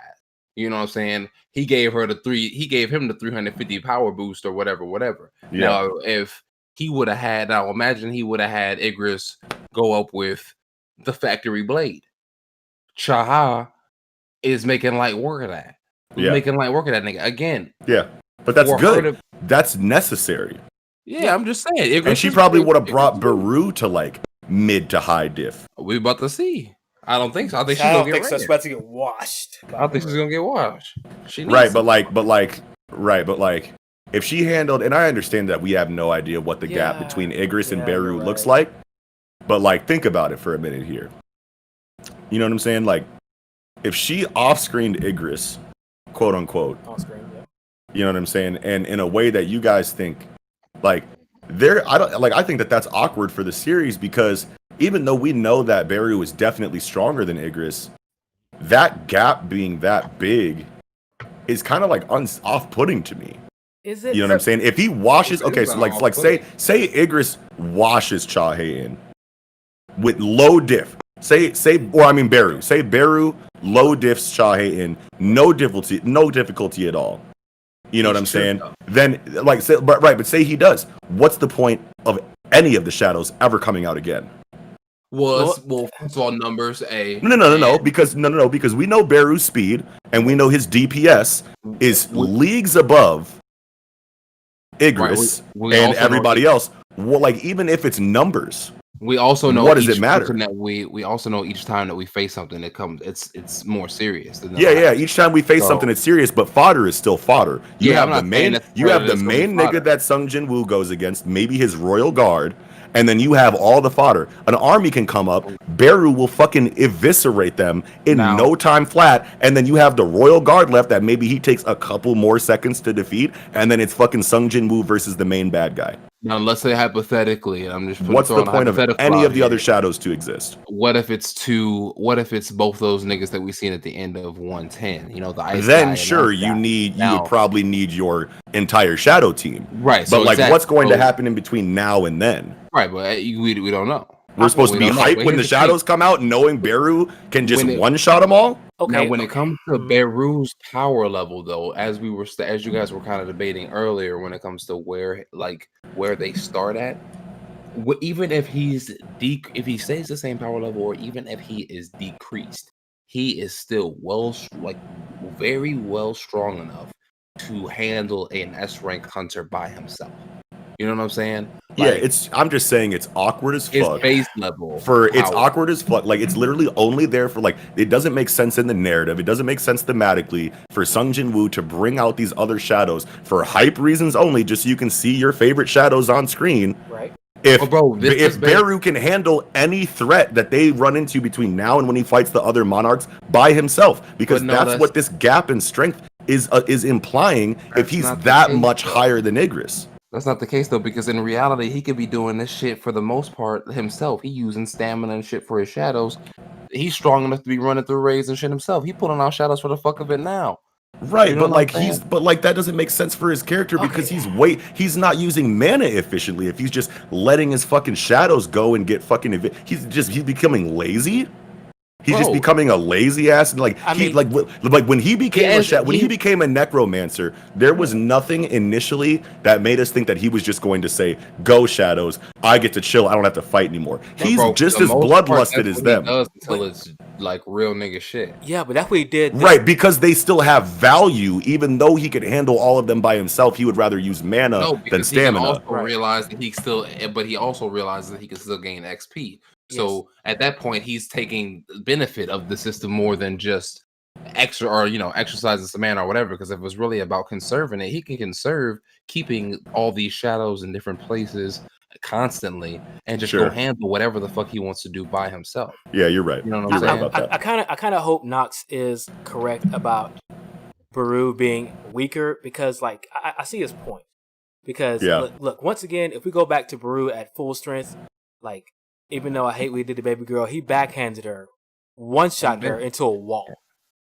Yeah, he ripped off Buddy's arms. In strength, bro. If he decreases in strength, he's still gonna be able to do that to one person. Exactly. He took on 6 of them niggas. But I would like a fight. I want him to be weaker because I want a fight, so Shahi would have some. I just want it to make sense in some way that the other shadows are present on the battlefield. Right. If I start to feel like it doesn't matter that Igris and Iron and Tusk and everyone is out just because for fan service, right, I'm gonna be like, fuck this. But here's the thing: he's already stronger than everybody, like that. Everybody in the actual world, besides like the system player shit, that's going to continue to get like more difficult. People do say his father's still stronger than him, but in reality, right now, Sung Jin Woo already is at the very least, basically at the upper echelon of characters. We haven't seen nation levels yet, honestly. So I mean, stop. I'm trying. I don't know yet. I haven't seen them. Oh man, We talking stop. Especially if we're talking one nation level hunter, and no, we haven't seen it yet. Versus Sung Jin Woo with shadows, not even with Beru. If Beru is weaker, then maybe I don't know, man. Not even with yeah. I'm trying. No, Trent. As passionate as I'm being right now, you're making a lot of sense. My analytical mind has to understand that you have a point, even though my fanboy like mind and like my expectations and like my emotional like side of myself like disagrees. Like my impartial like situation like understands that you're making a lot of sense, but at the same time, it's like I know what I want from the series personally. Doesn't mean that it has to happen the way that I say, but like. It's just like the series is going to lose so much value to me if I ever feel like for a moment that Sung Jin Woo is making moves arbitrarily. You know what I'm saying? He's way too tactical. He's way too focused. He's way too, at least from what I've been seeing in his character personally, for him to just be like for bravado, like go shadows, like do some tight shit. Like I don't need you to, but like go do some like little flexes like that, like little pride flexes like that, like aren't what I'm expecting from Sung Jin Woo. Like Sung Jin Woo takes this shit way too serious to like, and I understand that he's like maybe becoming a little bit more arrogant as time goes on, and he becomes a little bit more like, you know, confident in his strength. But like just like seeing his internal monologues in these last couple chapters with how like hyper analytical he is of the system and his progression through it, it just doesn't make sense that he would like do things for no reason just because it's cool to him at the time. I wouldn't say it's no reason or that it's cool. It's not in his character that he's like a douchebag, but yeah, I mean when he's weighing things like, yo, I'm gotta heal my mom and I gotta figure out what's going on with these fucking chimera ants and all this other shit. When you got fucking little swappable shadow soldier that could handle whatever you need, that could, you know, handle the fucking neighborhood henchman or whatever, you know, that neighborhood fucking thug or whatever the fuck, like he's just doing it out of this, like, you know, out of he can, you know. Well, like, I mean, he can basically, you know, do what they gotta do. Well, I mean, if you go back to the story when Sung Jin Woo faced against Demon King Baron, right? He used his shadows. Baron had an army. He had an army. But when he realized that, you know, Demon King Baron was way too strong for his shadow soldiers that he had at that point, then he stepped in. Like, he's using the shadow soldiers as a barometer, right? He's looking to say, okay, can my soldiers handle this right now? If they can, just like when the series came back, season 2, he's like, if they can handle it on their own, my nigga's walking with his hands in his pockets, letting Baru, Igris, and everybody handle the situation for him until there's situations they can't handle. So once there's a situation they can't handle, then of course he'll get into it. But if he doesn't have to get into a scrap, if he doesn't have to get, you know, just into something like that, he's not going to, because he's too smart to get injured for no reason. Which makes sense to why you would recruit Baru, because obviously if those other guys are going to get stronger, you're going to need, you know, if you're going to be sending Baru to handle shit and you're trying to keep your hands in your pockets still, you got to have some real niggas. I mean, you got to understand, he's probably not going to do this. I'm not a light novel reader, so I can't actually answer this question, but he's able to give experience to the people that are in his party. So if he wants to level up Chahi, he didn't really he try? can. Didn't he say that he couldn't do that because That no. don't You work. want to know what? No. Because it didn't work with a seal. Yeah, but she's an NPC. Yeah, she's the NPC. She wasn't an actual person. It didn't work with Jinho either. Yeah, Who's Jinho? Which one's Jinho? He wasn't in Jinho's party. He didn't party up. Yeah, with like They did make a party. no, they didn't. No, they didn't. They didn't. He never made a party with an actual human body. Exactly. He was just there with him. Yes, he did. You want to He only made a party one time with the NPC, and it didn't work, and that's probably why. Yeah, he didn't want to give anybody else any experience. Yeah, but he can do it with Cha if he really wanted to. So, do you think it will work with y'all? Yes, yeah, 100%. If the party system activates with a human, that's when we'll know that it can work with a human, because the party system activated. Like outside of Sung Jin Woo's volition with the NPC, and he was taken aback by it. He was like, "Party system, what the fuck is this going on here?" But like, if Cha Hae-in joins his faction, like for real, he might like try to like specifically test that party system with someone that he feels is like and that's worthy in his of character. it. Yeah, it's totally in his character to test that out. Totally in his character to be like, "All right, I remember this like party system from back when I was in the Demon Gate. It didn't really work with that, but like she was an NPC, so like let's see what happens if I try to like go into a dungeon with Cha Hae-in." And he might find a way to like specifically access the party system. Like, okay, the party system linked. Let's see what happens when we go fight something. Goes to go fight something, Cha Hae-in's gonna level up. That's gonna be an epic ass scene, bro. Solo leveling wants to do that, I feel like. That's gonna be hard as fuck. That'd be dope. So he did the same thing this chapter with Exchange. He went to test exactly. So he's like, let me test it out. He's testing the limits of the system. It totally makes sense that he's going to retry the party system and see if it actually works on a real human being. I promise you it's gonna happen. Like I am so confident it's gonna happen this way. I'll be disappointed if it doesn't happen. Exactly. All right. So moving on from Igris getting off screen, how do you guys think this fight is gonna happen with Baru and Cha? Just a quick beat down. Hold on, real quick. I'm sorry, real quick. Holly, you're right. She wasn't an NPC, but like when I say NPC, I mean like non-human. I just want to clear that up. Yeah. Like I want to clear that up. Yeah. And I understand that I said that in like a weird ass way. But like Yeah, I but know that it's not. Either yeah, way, yeah. he didn't party up with her to begin with. No.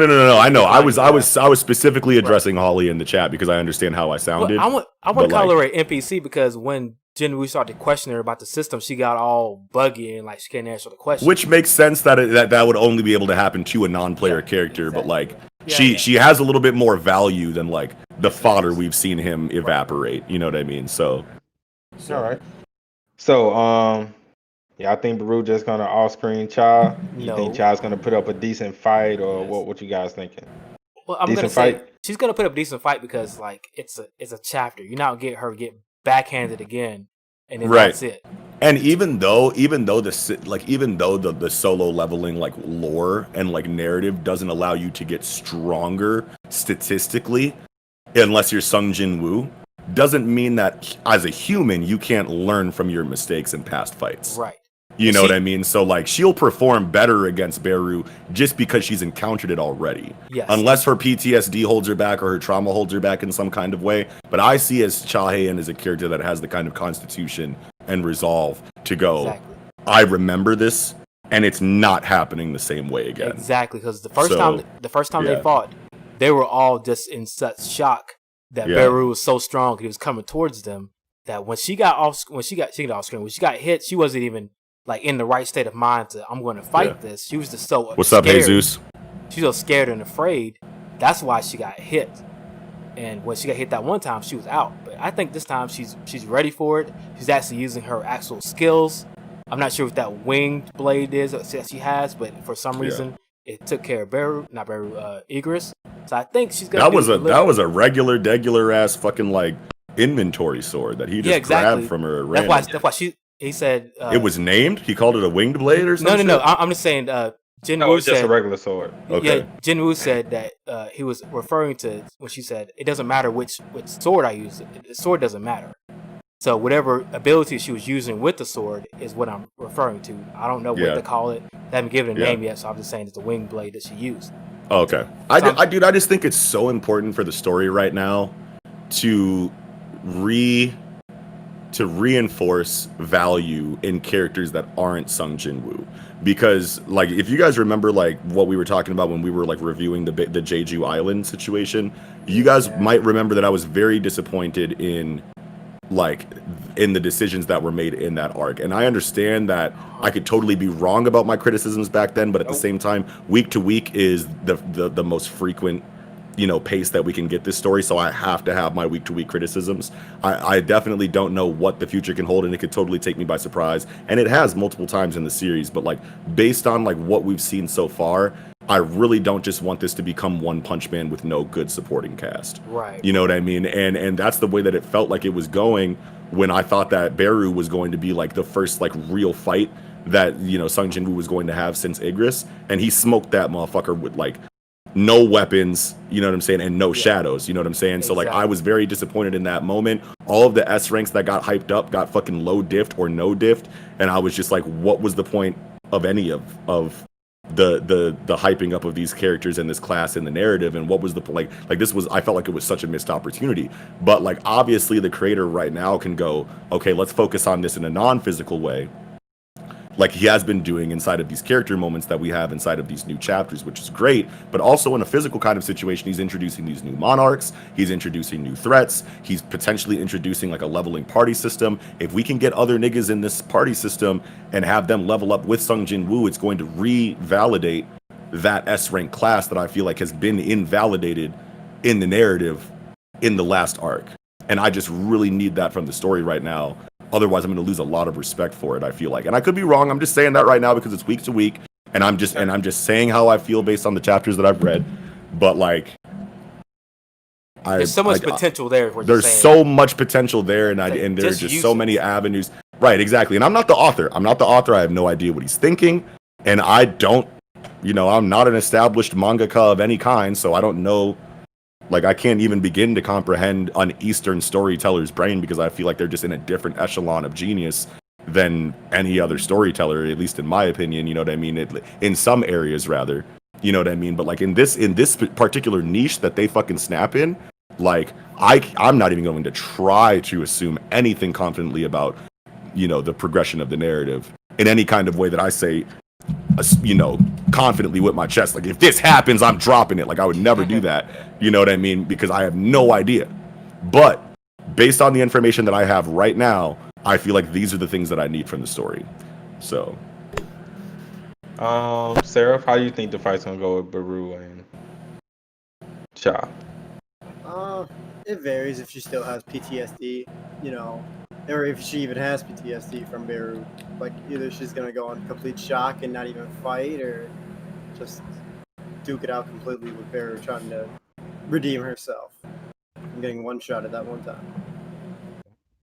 That's all I can really see, either or happening.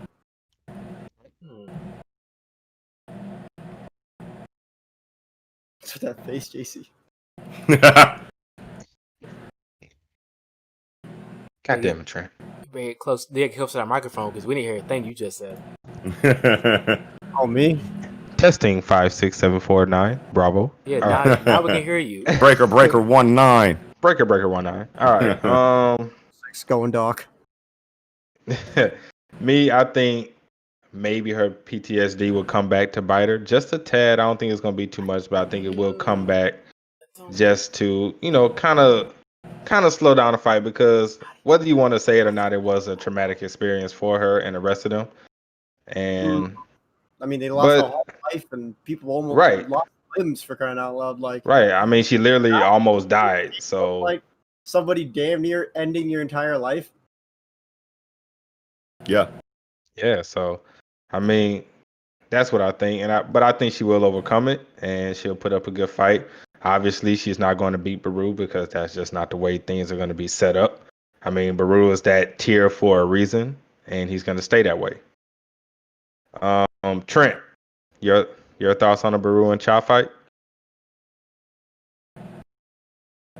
My bad. I had to run to Chipotle. I thought I had him. I thought he was gonna be here. I was gonna be here, but I don't know if you know if he's muted, You're but muted, Trent. God damn it, Trent. And he's just not here at all. Yeah, so then we just remind him. He's like, oh. I got $10 that say he fell asleep. Makes sense. I got 10 that say he fell asleep. All right, expectations on chapter 114. What are our thoughts and predictions? Let's go ahead and get this going, because this is going to be fun. JC, thoughts and predictions on chapter 114. Man, where do you see it going after this fight? What do you think is going to happen? Oh, God damn it, I froze. Robot. No, I can still hear you. Oh, okay. We can still hear you, yeah. Oh, okay. I thought I froze for a second. Your audio is still there. That's why your camera's not on. Yeah. Bro, you need to get your shit hardwired. Are you on Wi-Fi? Man, I'm in a different room this time, bro. Yep.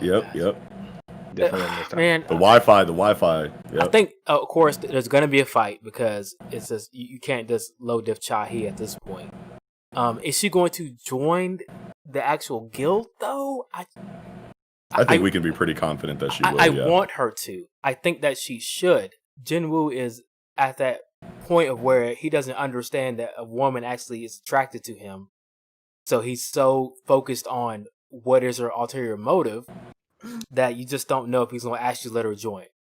Because, I mean, if you want Would him noticing the attraction have anything to do with his decision to let her join the guild? Yes, because right now he's thinking like she has to have an ulterior motive to be here. Why is she really here? Why did she leave her other one? Why is she willing to pay the fee to leave her other guild to come to this one where there's nothing for her to gain?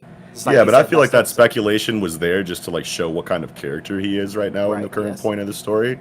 But like I don't think it would make sense to me if he like ultimately decided, because of that speculation and because he didn't prove anything to her to answer any of the questions that he had, not let her join the guild ultimately. But at the same time, he made up a whole entire test that even Jinho said, we don't have a test. We don't have this test. What are you talking about? And she's going to impress him in it. Yes, that's the whole point of setting it up. So technically,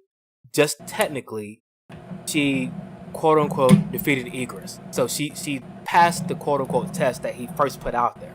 Yeah, but I don't think that her beating Beru is going to be what gets her into the guild. I think that just like how she performs in that fight, whether she wins or loses, 100%. That is going to dictate whether or not he actually allows her into the guild. I don't think beating Beru is actually the qualifying factor. I was going to get there because... Oh, okay. My bad. Because she's not going to beat Beru. It's going to be 100%. Can you handle the PTSD that's going to happen? Because this guy's going to be stronger than you. He's going to be a little bit overwhelming. So it's going to be, I think he's going to put it as a technicality and say, hey, you kind of did win one fight. In the other fight, you did what I expected you to do or even exceeded my expectations. So she's going to be able to join the guild. That's what I'm hoping. Because if not, then what's the point of her even being in the story to begin with? What's the point of her introducing her? What's the point of her actually knocking on the door to begin with if she's not going to join the guild? Yeah.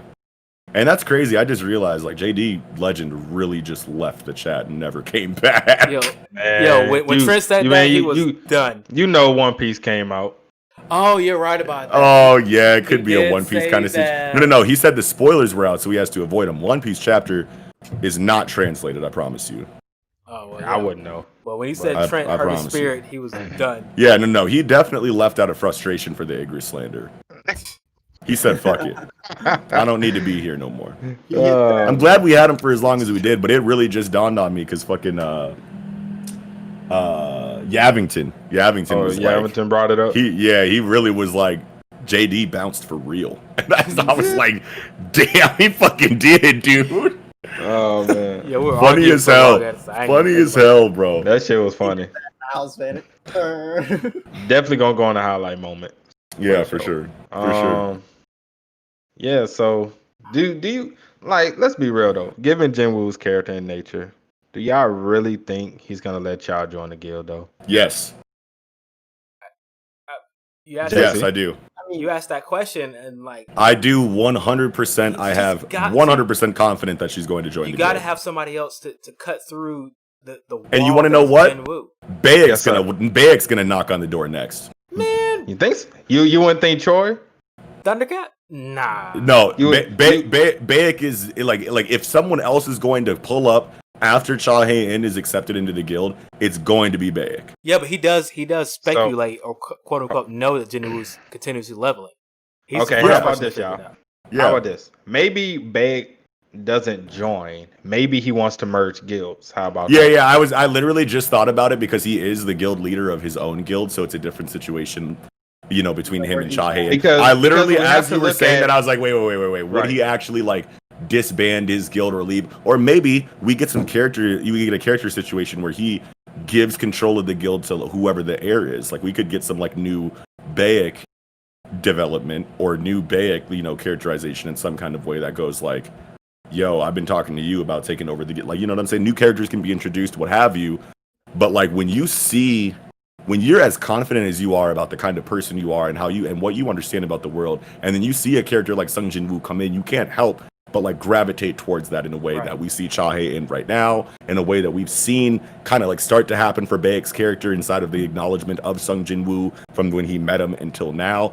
I think it would totally make sense if the creator was like, yo, I'm Bayek, I'm tight, I'm a proud lion, but this motherfucker is different. Hold the fort down, my nigga. I'm gonna go fuck with Buddy. You know what I'm saying? Like I could totally see that happening. I'm not saying it has to. I'm not saying that's what makes the most sense. But like I would not be surprised or disappointed if that's the way that the story went. If any of the S ranks inside of that cave, when Beru did what he did, who saw what Sung Jin Woo did to him, decided I need to follow this nigga. You know what I'm saying? Just out of pure instinct alone. You know what I'm saying? Like we all almost died here. I want to fuck with Buddy. You know what I'm saying? Like I could totally see that. I definitely think there will be a guild merger.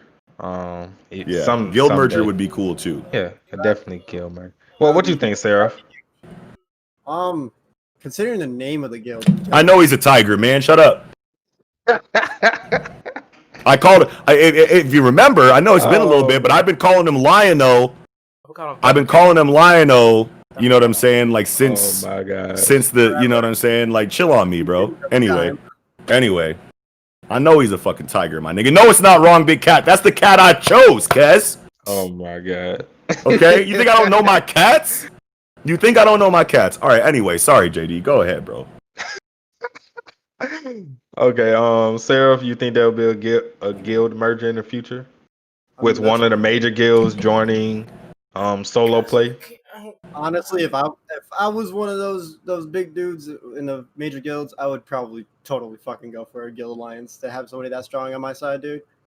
That'd be awesome. But probability with how Sun Jinwoo is, maybe not. Especially since he named his guild the Solo Play.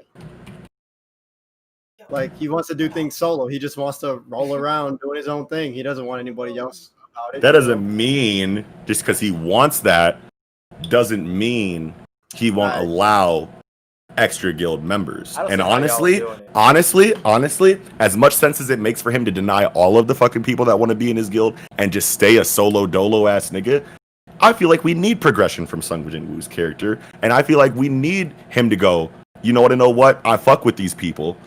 I went into battle with these people.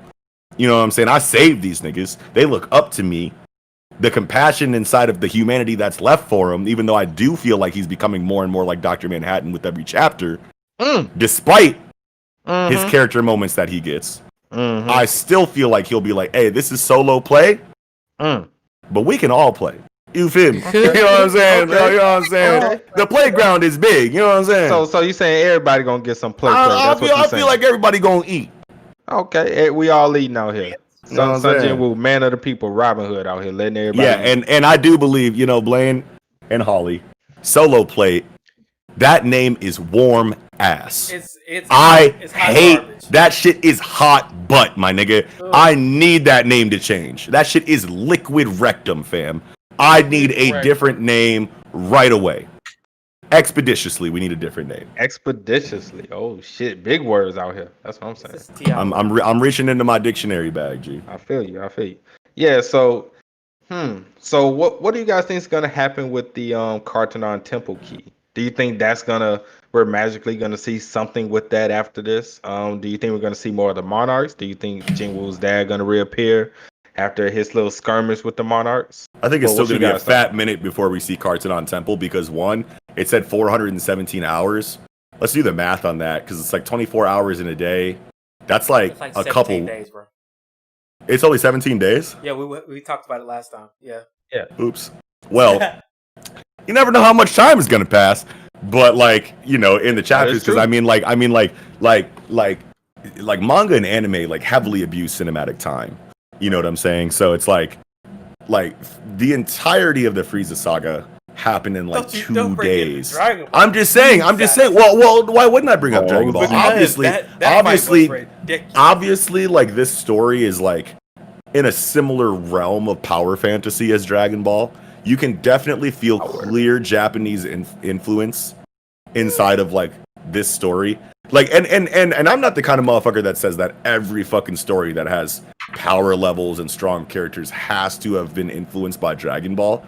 But at the same time, it's even if this creator never saw Dragon Ball before, he's definitely seen series that have been inspired by Dragon Ball that you see clear inspirations for inside of this story. So either directly or indirectly, this motherfucker has learned something from Dragon Ball and is following certain Japanese tropes, even though Korean storytelling is drastically different in a lot of ways. I'm rambling a little bit too much, but bottom line, you never know how much time could pass in any amount. We can get a 15-week time skip, or we can get an arc that fucking lasts 70 chapters in fucking 3 days. You never know what's going to happen. It all depends on what the author wants to do inside of his story. You know what I'm saying? But my point is, I feel like the Cartonon Temple is going to be a fat minute before we see what's cracking with that. Personally, right. I feel like Cartonon Temple, at least right now, in my understanding, feels like an end game thing or close to end game thing, if not final thing, then second or maybe third at most. Before the end of the conflict. And I don't know how much time we have left inside of Solo Leveling, but I feel like there are certain plot threads that kind of need to be fleshed out a little bit more before being tied up. So you're basing it off of just given the magnitude of what happened in the very beginning and now that he's received his key. Yeah. And with the Monarchs and everybody showing up, that this is probably going to be a close to endgame situation. Close to endgame. Okay. all Right. And if that's the case, then like obviously in between now and then, there are plot threads that I feel like are hanging that it would be very awkward if the story didn't tie up, like the conflict between Japan and Korea inside of what Goto Ryuji and his faction tried to do to Korea. That information is going to get to Korea in one way or another. And when it does, Korea is not soft enough to just go, oh, well, he's dead. Fuck it. They're going to want smoke on the Japanese side of things. That could turn into a Korea versus Japan war of some kind. We haven't really had a war arc. Every fucking big ass fucking Eastern story needs a war arc. You know what I'm saying? So like we never know like what that could look like. I'm not saying it has to happen, but that's a very intense plot thread that doesn't make sense to leave hanging. Another intense plot thread that doesn't make sense to leave hanging is everyone's perception of Sung Jin-woo and their gravitation towards him after what they've seen in Jeju Island. We definitely need to get individual character, moments in regard to like how they feel about what happened at Jeju and what they want to do moving forward, given Sung Jin-woo's situation. Like, obviously, there's more family shit that needs to happen inside of Sung Jin-woo and his mother and his sister. Like, there's just a lot of things that need to happen before the end of the story. And I feel like all of those things should happen before Cartoon Temple. I mean, Cartoon Temple can happen. It doesn't mean that, like, it's already been, since last season, it's already been confirmed Jinwoo takes an L somewhere. We don't know who it's from. We don't know where it's from. But it'll be just Has that like... been confirmed? Oh, well, yes, it has. Wait, what's been confirmed? Jinwoo takes an L at some point. I don't know if it's been confirmed, but I definitely want to see that. Yeah, but we were talking about it last season. I remember because we kept going on and on about how we wanted Sung Jin-woo to take an L because he's way too strong. Yeah, we want that, but you're talking about confirmation. See, confirmation, you're saying things with your chest that we have once again, that we have no narrative evidence of. Because JD said it in the chat. No. This yes, JD. we have receipts that we said that we want these things. No. What I'm saying, we were in our episode, and JD, this here. Oh, the light novel reader said he's going to take an L. He's going to take an L. That's why I said. Well, you blew it, buddy. Now we know. Thank you. He's going to take an L somewhere. We don't know when he's taking an L. JD, man, but he's going to take an L somewhere. So First of all, y'all asked me for that. I would never do that. So once again, it wasn't me. It wasn't me. Grab the receipt. Grab the receipt. Y'all kept complaining. Grab the receipt. Is there ever going to take an L? Yep. And we yep. Hit me with a timestamp. Let us know. Hit me with a timestamp. I ain't going back search for that shit. All right, yep. That's all I'm saying. Look, he takes an L somewhere, so I'm not sure. He didn't say where he takes an L from. He's just saying that he takes an L. So it could be Cartoon Temple, it could be a Monarch, it could be whoever. I feel like it's going to be Cartoon Temple. It's 17 days. Jinwoo is super curious. So therefore, I feel like he's going to go in there, try to defeat it, and then use one of his exchanges to get out when he can't beat it. That's what I want to happen. I don't know if it's going to happen. But at the same time, I can't ask the question. You asking all these questions, like, I don't know if y'all remember or not from the light novel, but I'm sitting up here like, do y'all not know? What questions? What you talking about? The last 3 questions you guys asked, like... Oh. I'm literally asking as a webtoon reader. See, exactly. I hate this nigga, bro. You can't do that. I'm sorry. What do you mean? I'm literally asking y'all questions as a webtoon reader, even though I know answers because I read the light novel. How do I you ask the question and I'm sitting there trying to like pick your by the way you're saying it, trying to figure out, is this really gonna happen or is this not gonna happen? I don't know. Why are you asking the question? Blame says he's gonna take an L versus Cartoon and Monarchs, or am I reading that wrong? I'm kind of fucked up. I'm not going front, bro. He said that's where he thinks Jinwoo might take an L. I would love that. I would seriously love that. We need higher stakes in the story, not just for S-rank hunters, because we've already seen the stakes inside of S-rank hunters, and it was very poorly executed in my opinion. We need like Sung Jin-woo stakes to like. We need real stakes for the main character. That's what's going to be the turning point from him for saying, okay, it is called soul leveling, but once he gets beat and understands, like, hey, I need strong people beside me. Sung Jin-woo hasn't lost since the fucking original double layer, and he didn't even lose there. That motherfucker got blessed to infinity. We need one major L. If we haven't had one in over 100 chapters, with how many fights and what's happened in the series so far, we need a major L from Sung Jin Woo Like at some point, died, and though. hopefully soon. So yeah, like we need this motherfucker to almost be out of here. You know what I'm saying? Okay. And we know that it's not going to happen that way. So like, if you're not going to like, no, I don't think that it like, okay, so like obviously we know Sung Jin Woo is not going to die. You know what I mean? Because he's the main character. Right. But just because we know that doesn't mean that you can't introduce stakes in ways that introduce like different aspects of storytelling that we haven't seen yet. Beat Sung Jin Woo up to the point where he's out of commission for like a significant amount of time, and other supporting characters have to shine in his place. Those are the kind of consequences that bring stakes to a power fantasy situation like Solo Leveling, that is so reminiscent of stories like Dragon Ball, Fairy Tail, One Punch Man. It's like, beat this nigga's ass and then have him out of commission and focus on his character in ways that are outside of strength while you let that supporting cast shine through. That's what I need from the series. Okay, but you have to understand and remember that the system literally overnight I know gave him his arms and legs. I know. So I know that's not going to happen. But I think there's going to be no. The system gave him his arms and legs back overnight as he was being blessed in his double awakening. That doesn't mean that that's going to happen anytime he takes damage. But, I mean, like poison, he can't be affected by poison. That's right. Okay. We'll dial that back. Yeah. Maybe he can be hurt to a significant point.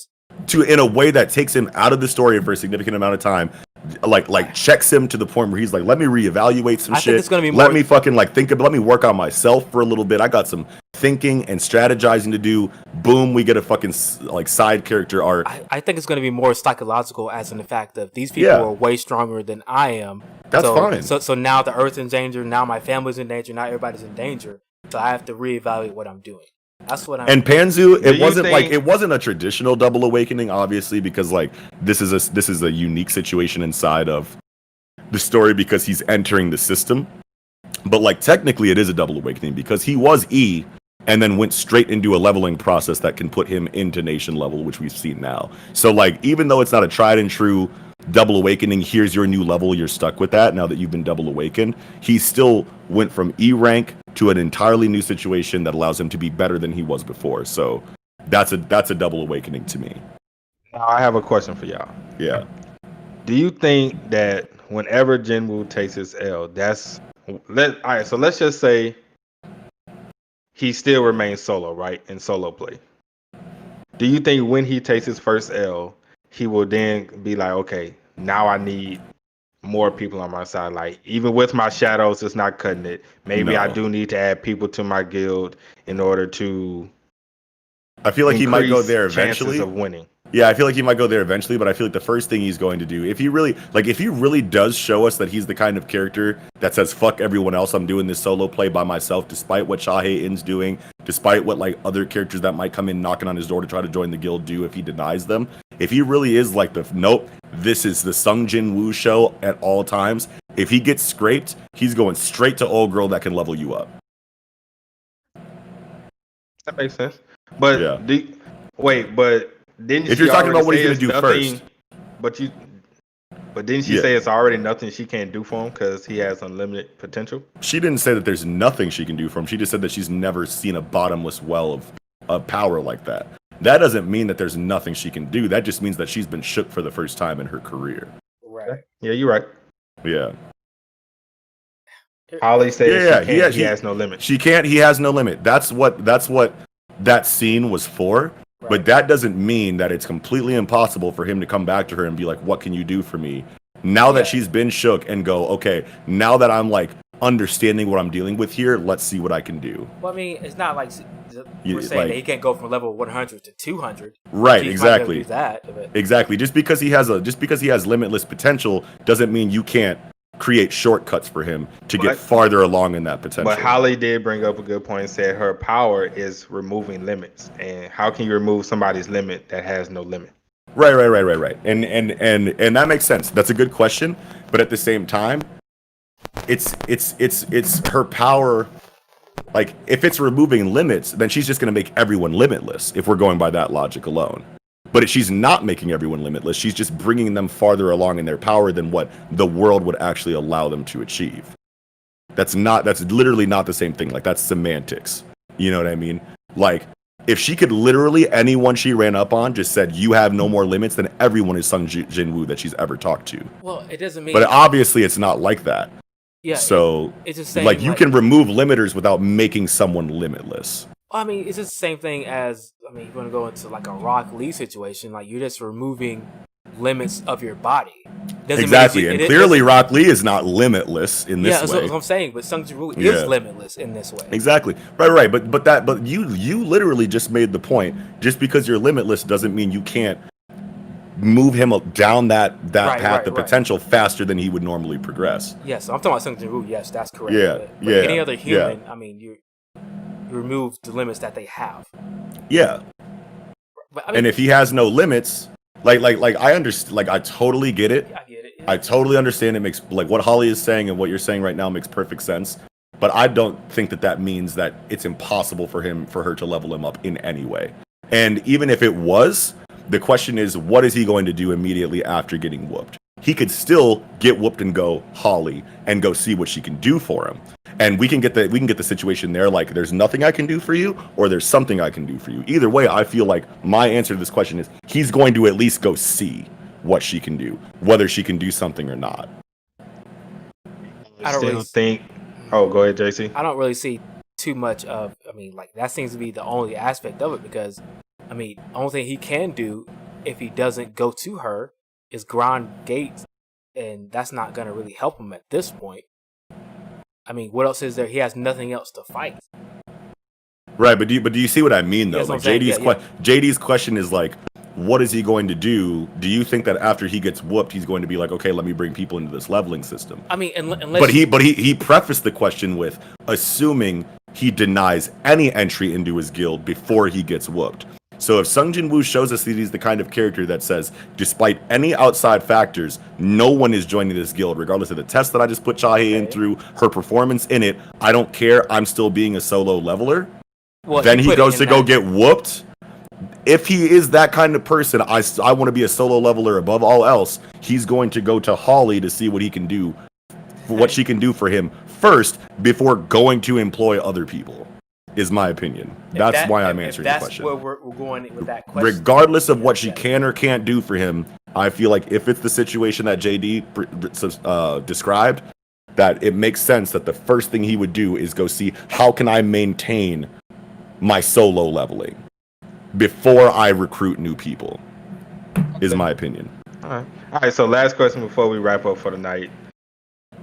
Do you guys think, now that Japan has lost all their S ranks or majority, also along with America still trying to recruit him, do you think Sung Jin-woo would leave Korea for one of those countries? You asked that question last season too, but let's go ahead. I'm just asking, because we haven't brought up any, the people that's been trying to recruit him lately. At least from, the past we've seen. Because everybody's trying to recruit him. Everybody's going to try to recruit the best hunter or the best player that you have. Yeah. And I just think it's going to be a running... Especially when you're a free agent. Yeah, I just think it's going to be a running situation where Sung Jin-woo just never entertains the idea ever, no matter what they present to him. What do you have that he doesn't? Yeah, like, there's literally no reason why he would even entertain that idea at this point. Especially when he has his own guild. Why would he consider going to a new guild when he can when motherfuckers are at his door already right away? Like, just come to my shit. Like, eliminate gate access. Like, you get first dibs on gates that appear or something like that. Yeah, but, like, he can just strong arm his way into whatever gates he wants. He can just be like, look, man, I'm taking your gates. What are you going to do, fight me? If he really wanted to be hard body black Air Force Ones, but I don't think his character is like that. But he doesn't. Why not? He still has respect for the rules. Yeah, he has respect for the rules, so he'll approach them amicably. Like, check it out. Here's my deal. I want access to your gates. Like, what deal can we work out? If they say no, but he doesn't need. No matter how, like, copacetic he tries to be, he might just fucking decide. Look, fam, I'm taking these gates. Yeah, but what I tried to be cool, like, what does he need it summon for, this? though? Yeah, the system is actually continuously making him stronger, like giving him more challenges. We've seen that throughout the story. So even if he doesn't get any gates, I mean, system's gonna do what it does anyway. Yeah, and he always got the cart. He's always got the Cartanon Exactly. temple in his back He already pocket has a anyway. challenge right now. Yeah, We're in front yeah. of him, so who cares Yeah. about that? I mean, he doesn't need anybody. Yeah, you're right. He's got a big quest to follow right now. Say what, Seraph? I didn't hear you. No, I just said that he's got a main quest to follow right now. Exactly. Yeah, So, yeah, He yeah, doesn't have time for all these other side quests. yeah. Very, very good points. All right, everybody, we're gonna wrap it up for today. Any more thoughts you guys want to say before we wrap it up? No, I'm good. Good. All right. JC. I'm good, man. I just want to see the next chapter. That's all. I just want my motherfucking money. You're not gonna get it. He's You got to wait. Yeah, you got to wait till he wakes up for that. But all right, but everybody, appreciate you guys for stopping by, rocking out with us. If you haven't done so already, please like and subscribe to the YouTube channel. Also follow us on Twitch, and yeah, Follow us appreciate on you all of guys. our individual YouTube channels and individual social media accounts. You'll find those in the description, right? That is correct. And Yes. also, if you haven't already, join the Discord to where Yes. all the shenanigans after the show and before shows take place, especially on Sunday, 100% aka before Slander Sunday. Oh my god. I Gotta ain't been love I ain't Slander been Sunday. back to a Slander Sunday since y'all started off the Slander You don't Sundays want with to. One Piece. It- I don't want to. You don't want to. The first time Slander. I was in there, I smoked you. What is? No response. Whoa. I don't remember this at all. I don't. I always respond. I don't know what you're talking. We can search in conversation on Discord. So I will be happy to screenshot the search results. Just pin it so that we I will end it pin it. Sunday. I will do pin that. it. Do that when I wake up, because when it's not 1 o'clock in the morning in Georgia, then I will look at it. Yes, indeed. All right, y'all. Well, we are out. Thank you guys again. Peace. Peace out, you guys.